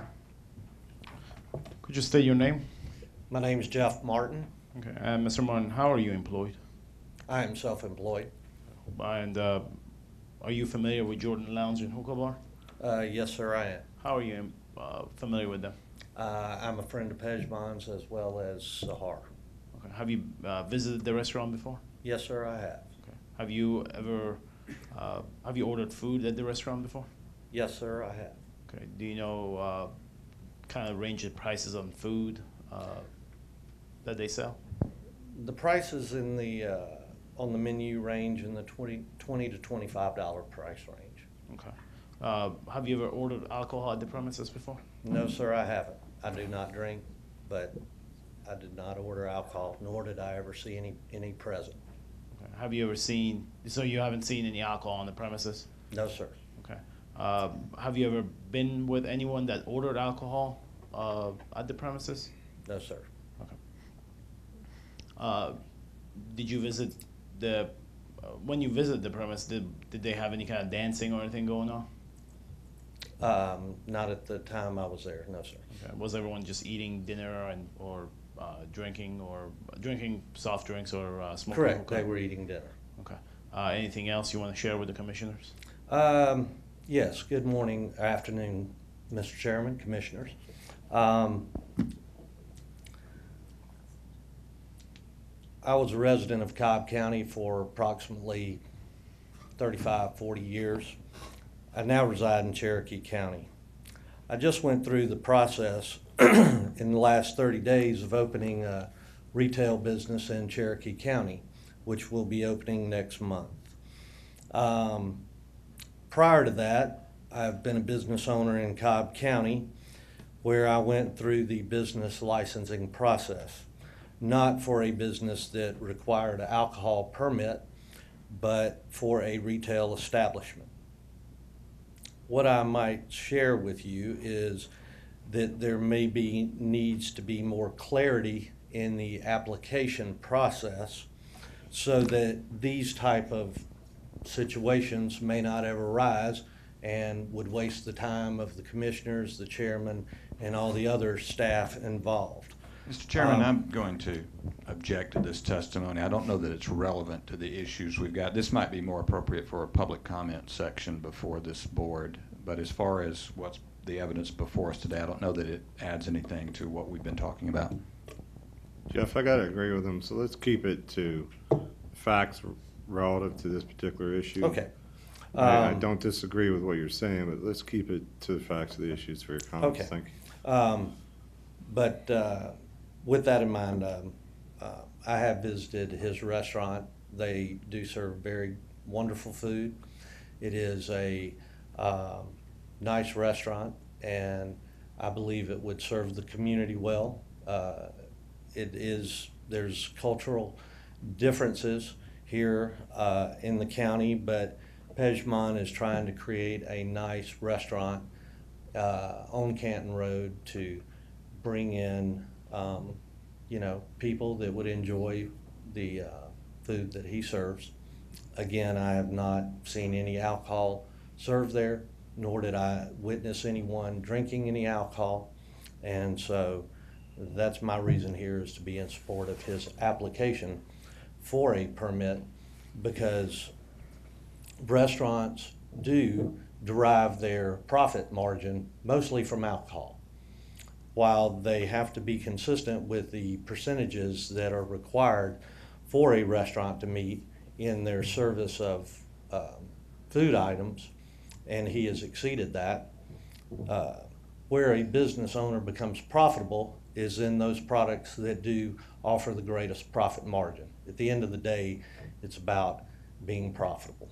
And I would just ask that you take all the testimony into that you've heard today and Jeff, be I in favor appreciate of that. issuing him a license. Okay. Thank you. The intent of your testimony is to solidify questions asked by the attorney. I mean, he kind of opened the door, which I'd prefer you not do again in the future. So at this point, Counselor, do you have any commissioners, do you have any questions, Jeff? Thank you for being here. Appreciate it. Thank you, sir. That's all I have. Thank you, sir. Counselor?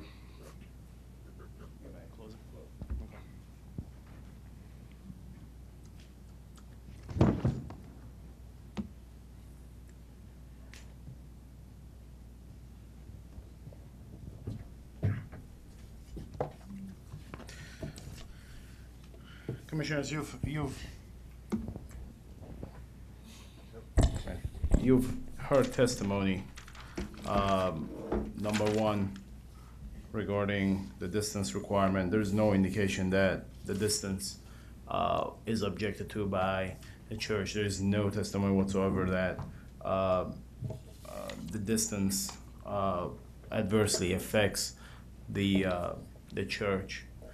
In fact, you heard testimony that there are other businesses, establishments nearby that serve alcohol. This establishment, the building here, has had alcohol liquor permit issued to it before. There's never been any kind of issue. So short of that, there's no. We contend that there's no issues with the with the distance requirement. There's been indication that alcohol was found on the premises. There was 6 bottles of champagne that was located by Sergeant Smith on her visit. There's been no indication that this was there for sale or it was purchased for sale or consumption on the premises. The alcohol bottles that were located, they're all sealed and closed. They weren't there for sale to customers or patrons, although I believe they are now aware that this is in violation of county codes and are not allowed on the premise. So now he's more vigilant about making sure this type of product doesn't come to his establishment. There's also pictures that was posted on Facebook with wine and champagne. If you look at it, every table has a string hanging from it going up, and then on the next page you're gonna see balloons that says happy birthday, and it's a private event. This private event was held as specified. It was held before the restaurant opened. His point of sale software or computers wasn't even up when this private sale was held. The alcohol that's on these tables were brought in by the people who rented the establishment. Although, again, he's learned from going through the classes put on by, recommended by the county, that he's not allowed to have alcohol brought in. I think he made those mistakes at the beginning. He testified he has no experience being a restaurant owner or having a alcohol permit anywhere else. So he's made some mistakes as he wasn't aware of the requirements. But once he's gone through the classes, once he's been advised, once he learned what the alcohol permit requirements are, that's when he has realized he can't have private parties bring in their own alcohol. I believe that's the reason, the exact reason why the county recommends people taking these classes. The county recommends people reading the county ordinance on alcohol permits or having an alcohol license. If we just assumed everyone knows it, obviously there would be a lot of violations. But we make people take those classes. We make people read those alcohol ordinances for them to learn what they can and cannot do. So once they violate those, we can hold them accountable. Once again, there was plenty of testimony that this is the business is a restaurant and not a nightclub. It doesn't meet the definition of nightclub. Otherwise, he would have applied for a nightclub license. This is a restaurant. There's been no one up here yet to say that this is a nightclub. The hours indicates, yep, they do open later. They close later, 2 in the morning. But what you've heard is they look at the numbers. They look at the sales. They look at the numbers of the seatings, and they look at whether they prepare food for consumption on the premise. And that exactly is what's going on here. You have food being prepared, the numbers being presented through, it's not some arbitrary numbers just pulled through there. It's numbers that are pulled from his point of sale software and analyzed by a certified public accountant to show that his numbers are going to be where it's going to be, 73% to 27%. Now, there's when you do projections, you guys did a budget earlier. When you do projections, there is a margin where it goes up and down because it's just a projection. So yes, there is going to be a margin. He may do 70%, 30%, or he may do 80%, 20%. There's no way to tell until those numbers actually come in to see where he falls. but the requirements for Cobb County Code requires 50% or more in food. He meets that hands down. His prices are so high at $25 an entree that he's going to meet and exceed that. As indicated earlier, there are a lot of people who show up to his restaurant and they don't drink. Margin of people who drink is so low that the numbers are not going to even come close by that he would have any issues if this alcohol permit is granted. So this is a restaurant. This is not a nightclub. The code doesn't look at the disco ball. The code doesn't look at the dance floor. The code doesn't look at the hours. It looks at none of those. And should the code require the hours of a restaurant to be 11 to whatever, they should have had, the code should have actually said that so he could stay within boundaries of a restaurant. But the code doesn't indicate that. The code indicates you can operate whenever you want. It's just your numbers need to be this for us to calculate you as a restaurant. And he meets that requirement. So we're here asking you that presenting this as a restaurant, he hasn't he doesn't have alcohol on the premise for sale. He doesn't have alcohol on the premise. People are not allowed to bring in alcohol. He has had bottles on the premise, although the bottles, once the restaurant opened, wasn't brought in by him. It wasn't supported by him, and he took it out of the restaurant once it was brought to his attention. He wasn't even aware of it. The cover charge, he wasn't aware of. His manager put it on, and once he saw it, he took it down immediately. So although all those goes to show that he may be operating a nightclub, it is not a nightclub. By definition, it's not a nightclub. So you heard testimony that none of those matter as far as nightclub or restaurant goes. It's just the numbers that matter, and the numbers show that he's a restaurant. So we ask that you guys approve his alcohol and liquor license so he can operate the business. Thank you, sir. Thank you. Mr. Hensley. Here's the phrase we've heard over and over again in this testimony, Mr. Chairman. He wasn't aware. I don't think there's any dispute now, having heard the testimony today, that this probably technically complies with the requirements of the restaurant. Whether or not he will be able to comply with the food ratio requirements down the future, if he is granted an alcohol license, remains to be seen. It could be a very exciting, interesting, enjoyable cultural experience at this restaurant. I think it's a good idea. The problem is that Mr. Shahabnia doesn't seem to understand what is required under our alcohol code. He allowed people to bring alcohol onto the premises at least twice before he ever even applied for the alcohol license. He didn't know what the code required, and yet presumably he was going to apply and knew he was going to apply for an alcohol license in order to be successful as a restaurant. Okay, he had what may be a plausible explanation for the champagne that was in the cooler, but this party that supposedly was a private event and unbeknownst to anyone else was advertised to the public on their website.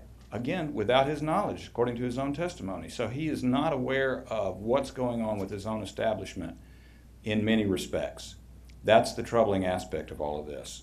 Again, our alcohol licensees and the holders of our alcohol work permits are our last line of defense against people who shouldn't be getting alcohol. There will be people 18 years old in this establishment and apparently not a real strong plan about how to keep alcohol out of their hands.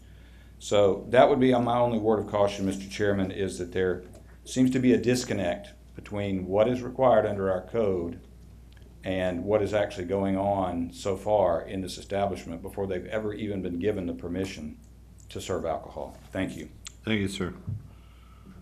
Commissioner Burrow, would you lead our conversation, please?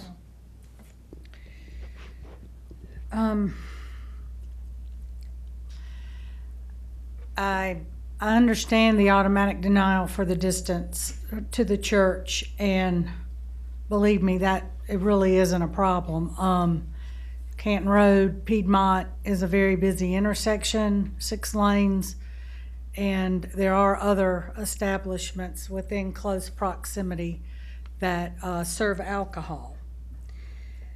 I don't really think that the live entertainment or the dance floor is an issue too, because they do meet the requirement of the 50% plus food sales, or will, hopefully, if a permit is granted.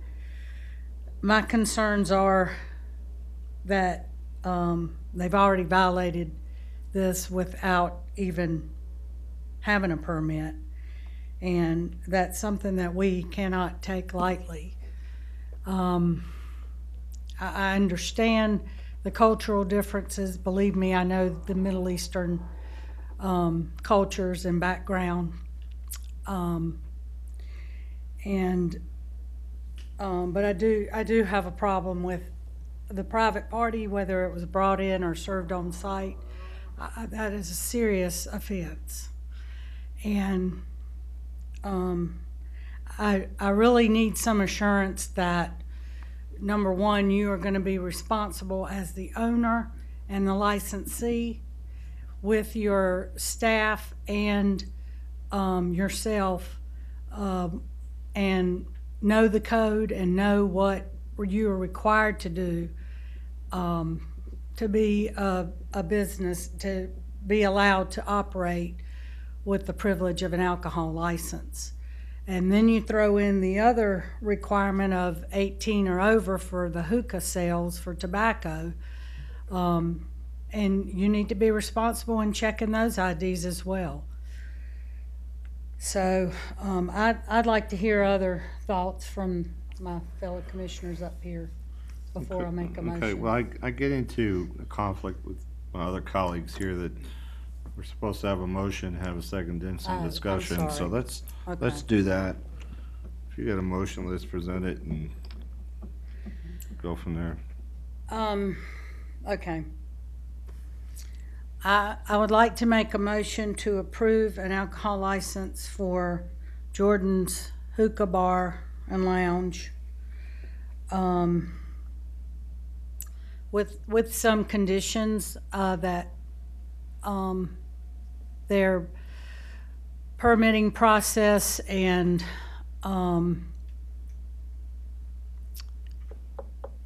training be reviewed by staff and I guess final review by this board within before the renewal process next year. I'll second it for discussion. Second. It's been seconded by Commissioner Ott for discussion. Commissioner Ott? Thank you, Mr. Chairman. I agree with the issuing of the license. The review process, I'm not sure how clear that is, but one of the things that's going to be required of the applicant is any of the servers or any of the bartenders or anything like that are going to have to come in for separate licenses or possess a license. So I think that with the good work that Sergeant Smith and all the team there does, I think that they'll have plenty of opportunity after the issuance of the pouring license to kind of review what's in place instead of necessarily having to come back to the board.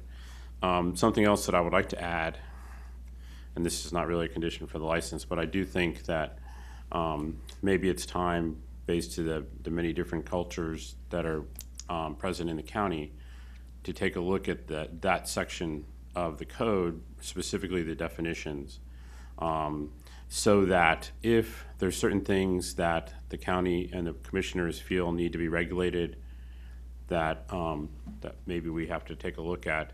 These were written back when the definitions of a lounge and a bar and a nightclub are different than they might be today. And so I think that it would be very beneficial to everyone to have community development staff take a look at that prior to the January code amendment process. Thank you. Any other comments? I too share Commissioner Burrow's recommendation.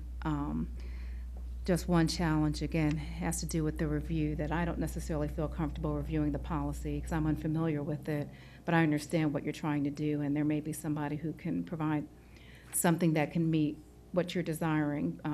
If having the individual servers applying for an alcohol license isn't sufficient.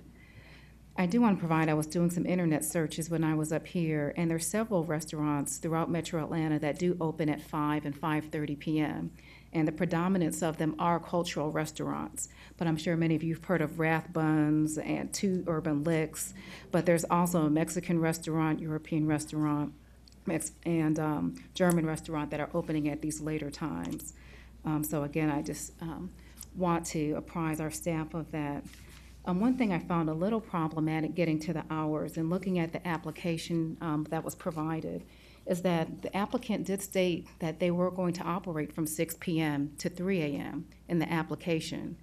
But yet when we look at the write-up of the case, those hours are viewed as problematic. And it's just, you know, they had opportunity to be notified when they applied that those really aren't reasonable hours for a restaurant. But they weren't notified of that, but yet they're being held accountable for something that we approved. So I would just be mindful of how we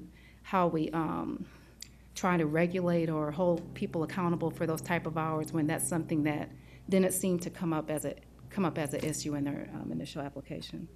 But other than that, I support the commissioner's recommendation. Short of me having to review alcohol policy. which I don't have. Right. And I think what I was getting to is when they come back for a renewal, if they're approved today, I would like the assurances that they've been through the proper training and haven't had any violations and that kind of thing, which we would get anyway from staff. So I'll be happy to meet with them individually if they want to present me any evidence or assurance and leave it at that. Let me, if I could. Sandra, would you mind?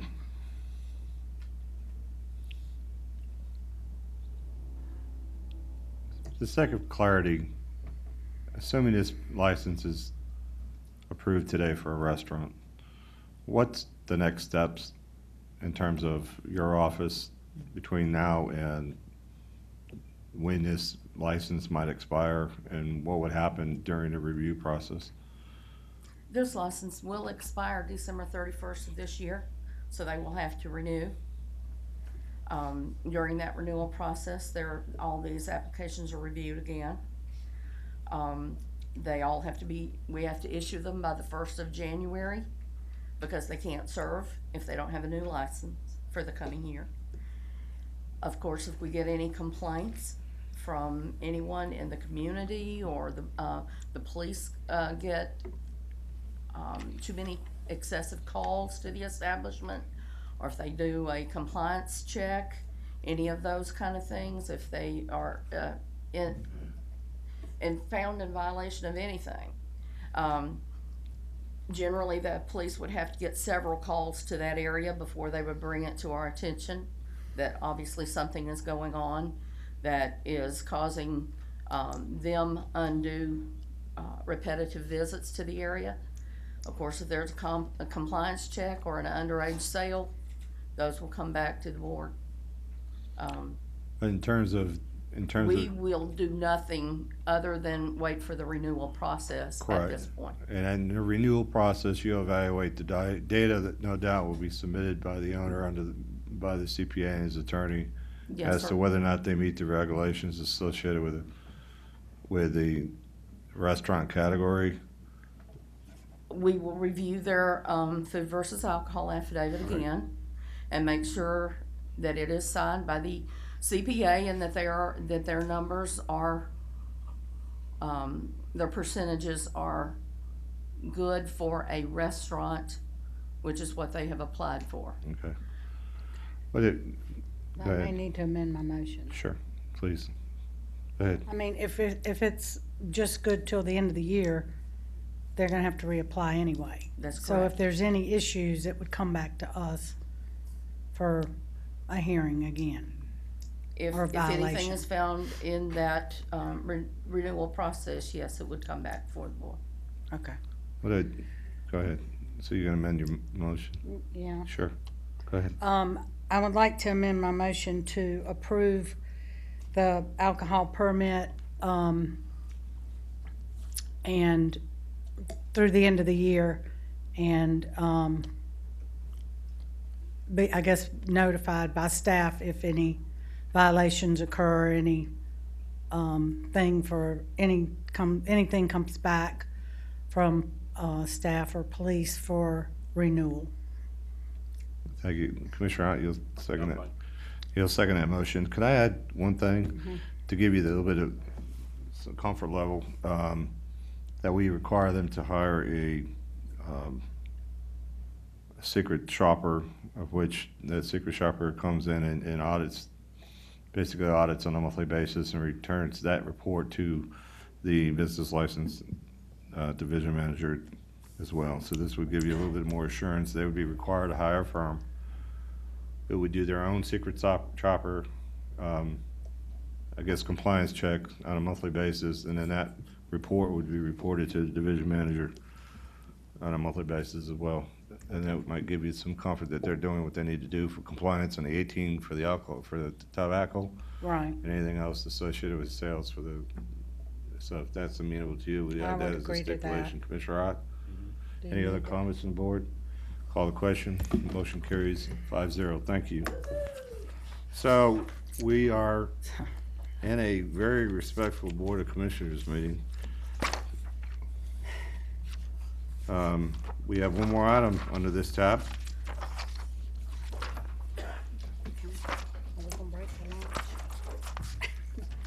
Oh, I'm a full-time guy, so I'm here whether you guys or not.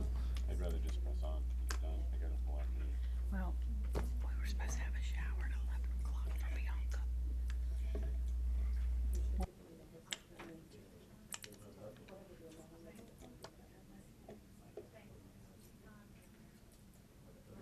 Not long. All right, we're going to take 5 minutes, Counselor. And Mr. Chairman, this should not take long at all. I promise you it'll be Yeah, significantly I've heard that less. before. Yes, I know. So I'm not lying this time. We're going to reconvene at 1 o'clock.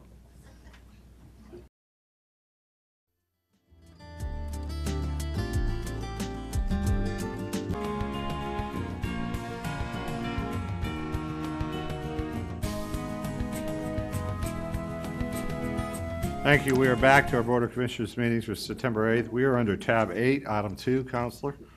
Thank you, Mr. Chairman, and I do promise we'll be much briefer than we were previously.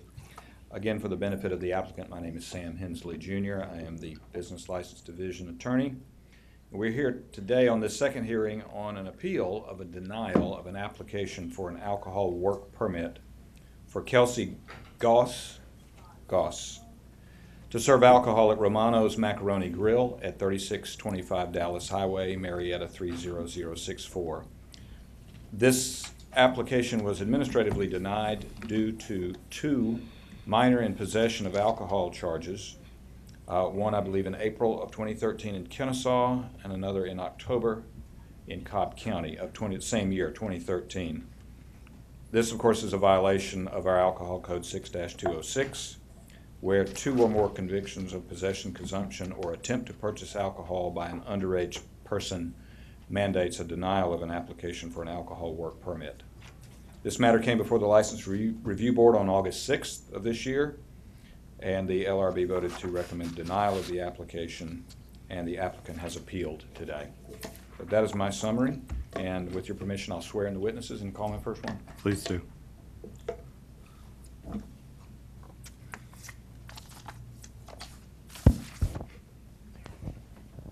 If you'll be testifying in this hearing or believe you'll be testifying, would you stand and raise your right hand?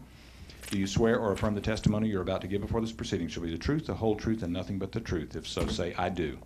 Thank you. You may be seated. I'd like to call Detective Anthony Argano, Mr. Chairman. Thank you.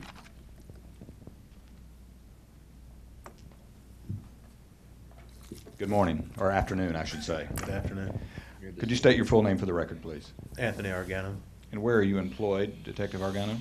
Cobb County Police Permits Office, Regulatory Unit. And what is your responsibilities briefly in that unit, sir? We regulate businesses that have an alcohol license, do permit inspections, and also underage compliance checks. Okay.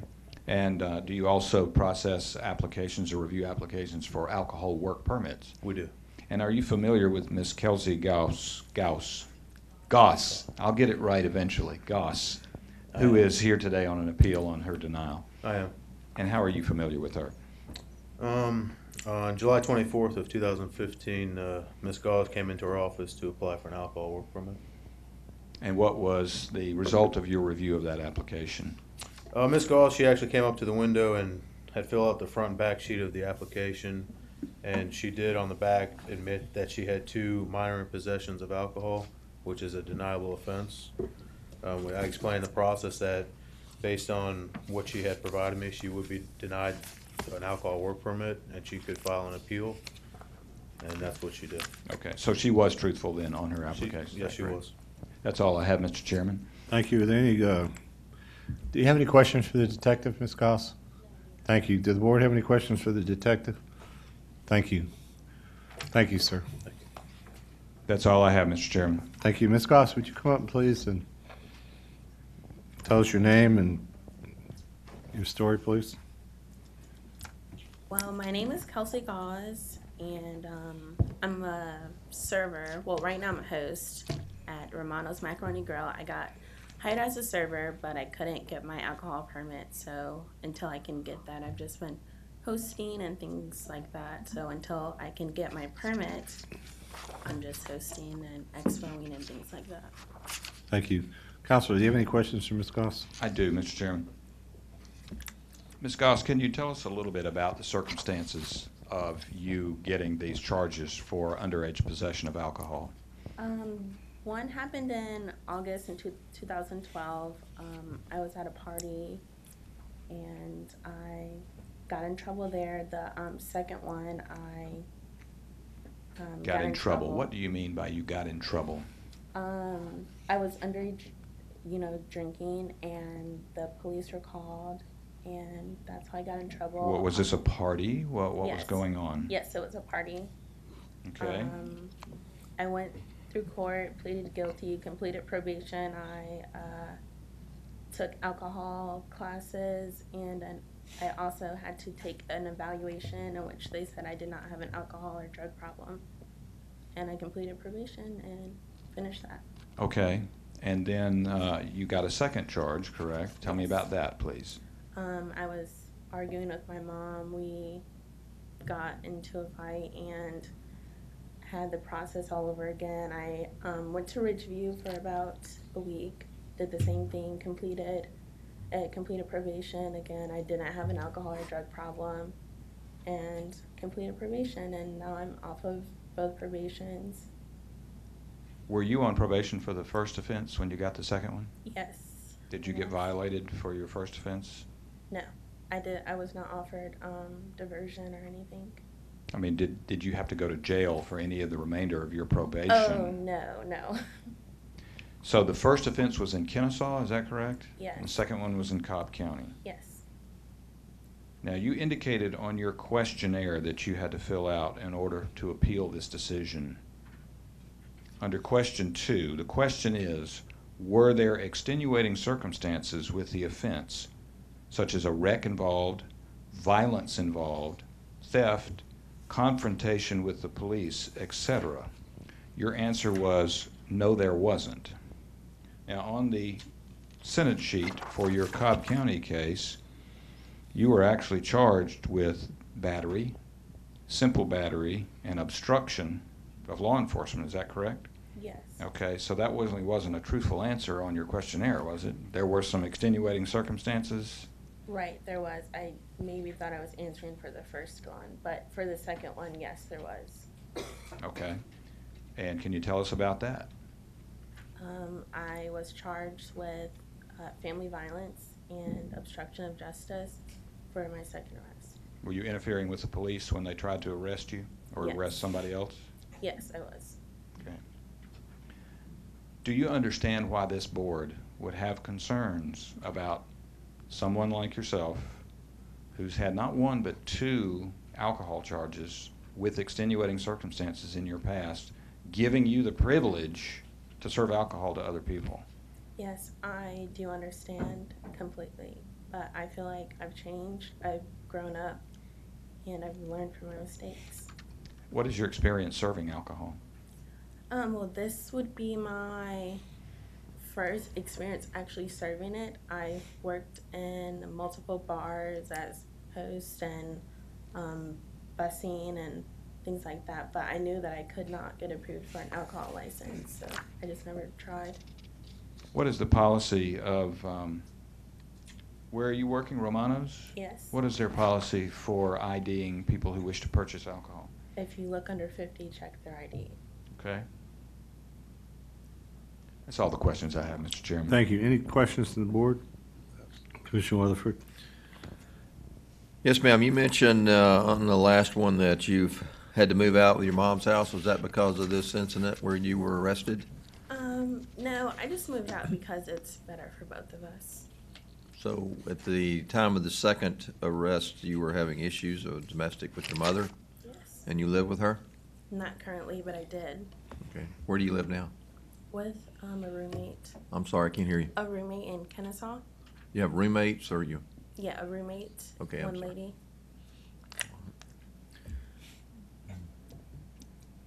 And were you drinking that night when you had the problem with your mother? Yes, we both were. So your mother allowed you to drink? I came home. She had company over. She was drinking. I came home from a party and I was drinking, and we got into a fight. Okay, thank you. Any other questions? Thank you, Chairman. Ma'am, I'm sorry, I don't recall your name. Ms. Goss. Yes, you stated that you've matured since the last incident. Can you tell us a little bit more about that so you can help us have some confidence in the decision that you're asking us to make today? Well, I learned the responsibility as being an adult by moving out of her house. So when it comes to like bills and rent and things like that, I've matured that I see like everything as a whole now, not just me and my teenage ways and things like that. Okay. And I'm sorry, I'm being remiss here. You're over 21 now, ma'am? No, I'm 20. 20, okay, and perhaps I'm unaware, but you don't have to be 21 to serve alcohol. No. Okay.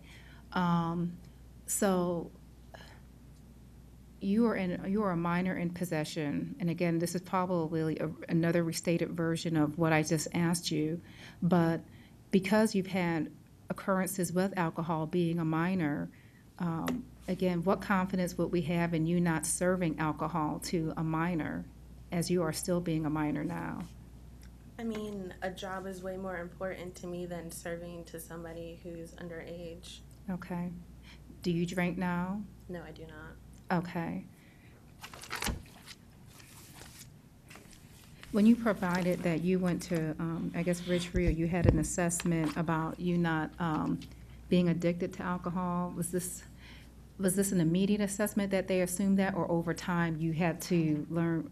It was part of my probation to properly, I guess, do my probation. Like, if they wanted to know if I was an alcoholic or a drug addict. So these were the tests that I had to take. Like, if I was a drug addict, they want me to take like a drug test every week, but I wasn't a drug addict and I wasn't an alcoholic. So my probation wasn't guided off that. Okay. Can you speak a little bit more about your support system now? My family supports me. My mom still does. But other than that, I mean, I am my support system. You are, okay. I appreciate you sharing that. That is a sign of maturity, being your own support system. Thanks. Okay, I don't have any additional questions. I have one quick question. Commissioner Brewer. Your second offense was in Cobb County. The first one was within the city of Kennesaw. Well, they both were in the city of Kennesaw, but being that it was a violent charge, it got transferred to Cobb County. The second one. Yes. And that was in 2013? Yes. So you have served your probationary period for the second offense as well? Yes. Thank you. Any other questions? Just quick, Ms. Hensley or Ms. Richardson, what's the term of the permit? Is it a year? Yes. So it has to be renewed every year. Does this one have to be renewed at calendar year or just, sorry? It's my understanding, of course, this is Sergeant Argano's and Bonnie's area, but the work permits go through their office. My understanding, it's a year, and it is not based on the calendar year. Is that correct? Thank you. That's correct. It's based on when they came in to apply. Thank you. Any other questions to the board? Thank you. If you would just summarize what you're asking us for as your final comments and statements and requests, this would be appropriate time. I'm asking to work. Honestly, I want to work. I like what I do. Pardon me? I want to work, and Yes. I have to have a permit to work. So that's what I'm asking for. Okay, thank you. Counselor, your final thoughts? Thank you, Mr. Chairman. The crux of all these examinations or evaluations really is good decision-making. That's what it boils down to. Somebody who has an alcohol work permit has to have good judgment. They have to be trusted to make the right decision when they're faced with a situation of possibly selling alcohol to somebody that doesn't need to get it. I think we have some judgment issues here. We have a young lady who got one minor possession charge, and while was on probation for that one, got another one, and is still under the age of 21. So it's all about what is she going to do on the job as the last line of defense for getting alcohol to people that shouldn't have it. That's my only comment I have on that, Mr. Chairman. Thank you. Commissioner Weatherford? Thank you. You know, I have to admit I'm torn on this one. I'd like to make a motion. I feel the applicant has been truthful, and it certainly has seemed to have matured since then.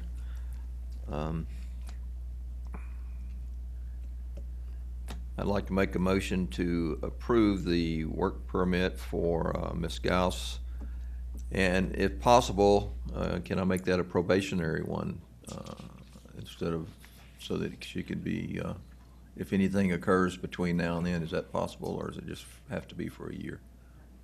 Apologize. Thank you, Sandra. Sorry. On these work permits, because they are year to year, they're reviewed each year. When her year ends, she has to go in and apply again. Unless she has an underage sale or something, we will not review that. That's not reviewed by the permits unit. But it could be, if we wanted to be, every 6 months. We could, if you want to run another background check, that would be what we would have to do. Okay, thank you. Thank you, Ms. Sandra. Restate the motion to approve the work and alcohol permit for Ms. Gauss with the provision that in 6 months, the permitting office pull another review of her criminal record. The motion is second. Any other comments? Call the question. Motion carries 5-0. Thank you. This takes us to tab 9, our second public comment. Whenever you're ready, Ms. Deborah.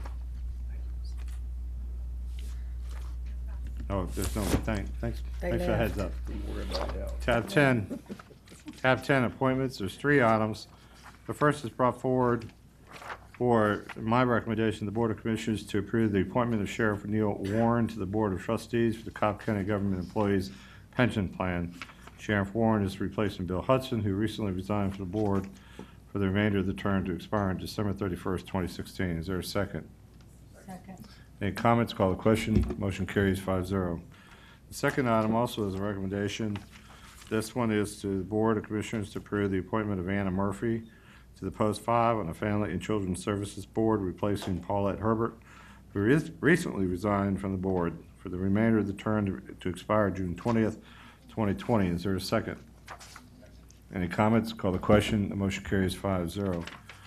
The third agenda item also is to submit the following recommendation. The Board of Commissioners to approve the appointment of Stephanie McKay on the Regional 1 Behavioral Health and Development Disability Advisory Council for a 3-year term to expire on September 8th of 2018.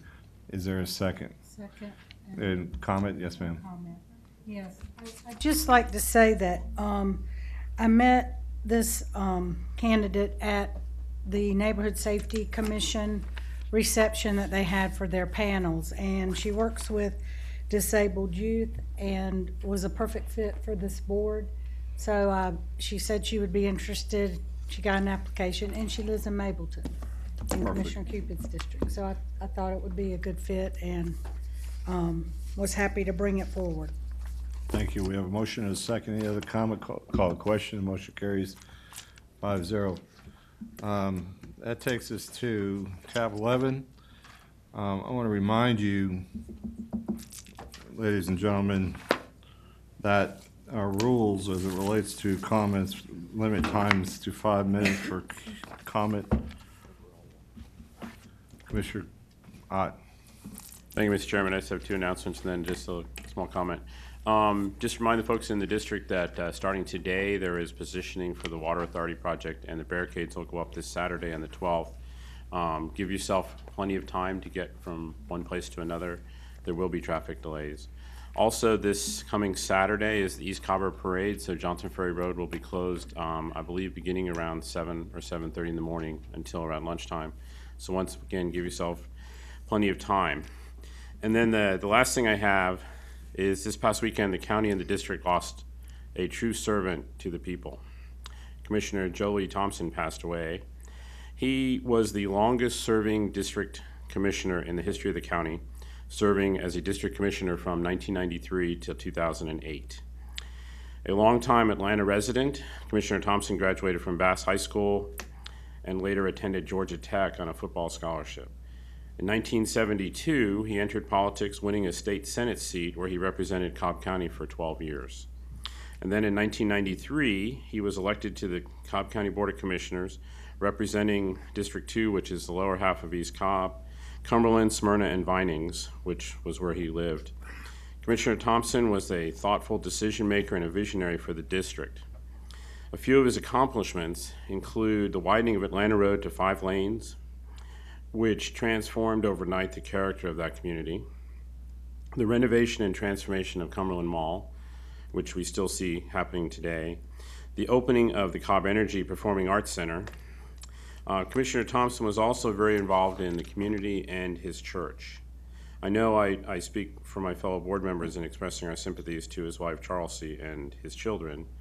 Visitation will be this afternoon from 4 to 8 over at Carmichael's, and the funeral is tomorrow morning at 11 o'clock at Smyrna First United Methodist, and that'll be presided by Reverend Marvin Doc Frady.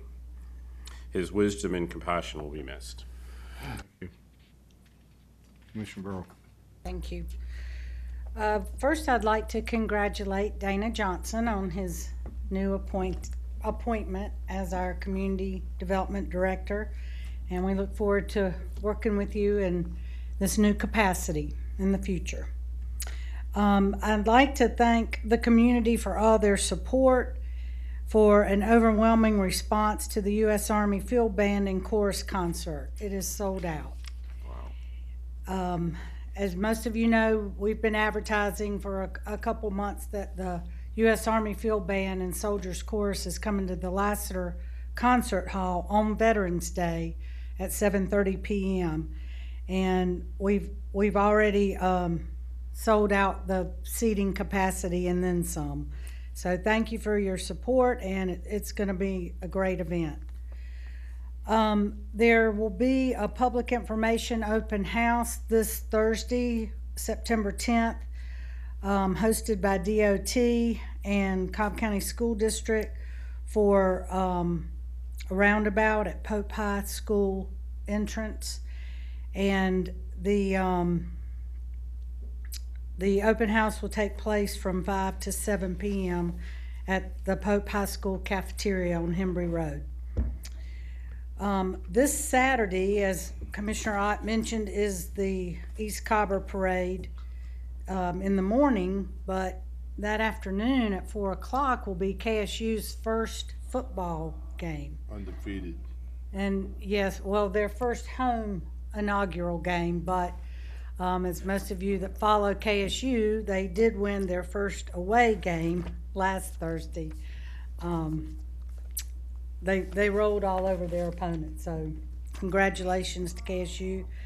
And there are on Saturday, the 12th, this Saturday, and also next Saturday, the 19th, both days, George Busby Parkway between Big Shanty Road and Busby Drive will be closed from 12 noon to 8 p.m. And the website is ksuowls.com/game day for more information. And then in October 22nd will be our final How to Do Business with Cobb seminar for this year. And it will be at the Senior Wellness Center, 1150 Powder Springs Street at 5:30 p.m. Space is limited, so it is free to attend, but you do need to register. So my newsletter will have most of these announcements as well. Thank you. Thank you, ma'am. Commissioner Weatherford. Thank you. A few events happening in the district. This Friday night from 6 p.m. to Saturday at 6 p.m. is the 8th annual Covering the Bases, which benefits the Special Needs Field at Kenworth Park and Ackworth. It's sponsored by the Ackworth Police Department. It was set up many years ago to help build the field, and now it's done to continue its operation. It's a great event. Continually walking, running, or playing on the field for 24 hours. It's a great event if you get to come by there. Be a lot of celebrities and games, events. There'll be a movie. There'll be a midnight kickball tournament and all sorts of different things. So if you'd like to stop by, that'd be a great event. This weekend as well is the Great Allatoona Cleanup, and I believe it's in its 30th year, 25th year, or something like that. So the water is lowered, and they're cleaning up the shores of Lake Allatoona, which is a great resource. And as Commissioner Burrell mentioned, the home game of KSU is going on. So a lot going on in the county and our district this weekend. I'd also like to commend my fellow commissioners on the budget, working through that. A lot of ideas came out, a lot of progress, I think, a lot of ideas for the future. And especially Commissioner Cupid and her ideas were well thought out, and I look forward to working with her and the rest of the commissioners to implement some of those as we see revenue streams hopefully improve and grow throughout the next coming year. Thank you. Thank you, sir. Commissioner Cupid. Yes, thank you, Chairman. First, I'd like to share that there is going to be a meeting at Riverside Intermediate School this Wednesday, September 9th at 6 p.m., of which there'll be a discussion on school uniforms and the selective practices around school uniforms and discipline. I can't provide you any more. It was just emailed to me. Also would like to just briefly comment on the budget today, in that as I sit in this chair more often, that it's provided me opportunity to be more introspective in how we do our budgeting. I would like to publicly tell the staff that I need your help to be a player in this process. I think we're going to do a lot of good work moving forward as we talk about how we can engage commissioners better. It's just very challenging to be here as a commissioner and to see very unique ways of looking at revenue that weren't provided to all commissioners, and to also be provided information that is no longer relevant but was relevant in March and not today. I cannot make decisions like that. And I think that I should be as integral to this board as anybody else who's up here. So I'm asking publicly for your help to help me get the information that will allow me to best serve the constituents of the district and being engaged in the budget process. Thank you. It's hard to believe that I'm the only commissioner up here that served with Jolie Thompson as a commissioner. But I echo Commissioner Ott's comments, who served as his planning commissioner for many, many years, that he shaped this community extraordinarily well, and had an insight that I haven't seen since then as to how this community should grow and what direction it should go. So he will be missed. His death is untimely. It was purely an accident in God's will, clearly, but Nevertheless, he'll be missed here on earth by his friends, his colleagues, and his family for sure. And I know you too, Mr. County Manager, had a close relationship with the Commissioner. And so we extend our condolences and our prayers to his family in that regard. Anything else, Mr. County Manager? No, sir, Mr. Chair, and certainly I will personally miss Commissioner Thompson. He loved this county, he loved the employees, he loved his community, and he and I would have lunch or breakfast at least once every 2 months. No agenda, just to talk. But also, as a point of note, we did lower the flags throughout the county in his honor until after the funeral tomorrow. Thank you for doing that. Thank you. We stand adjourned.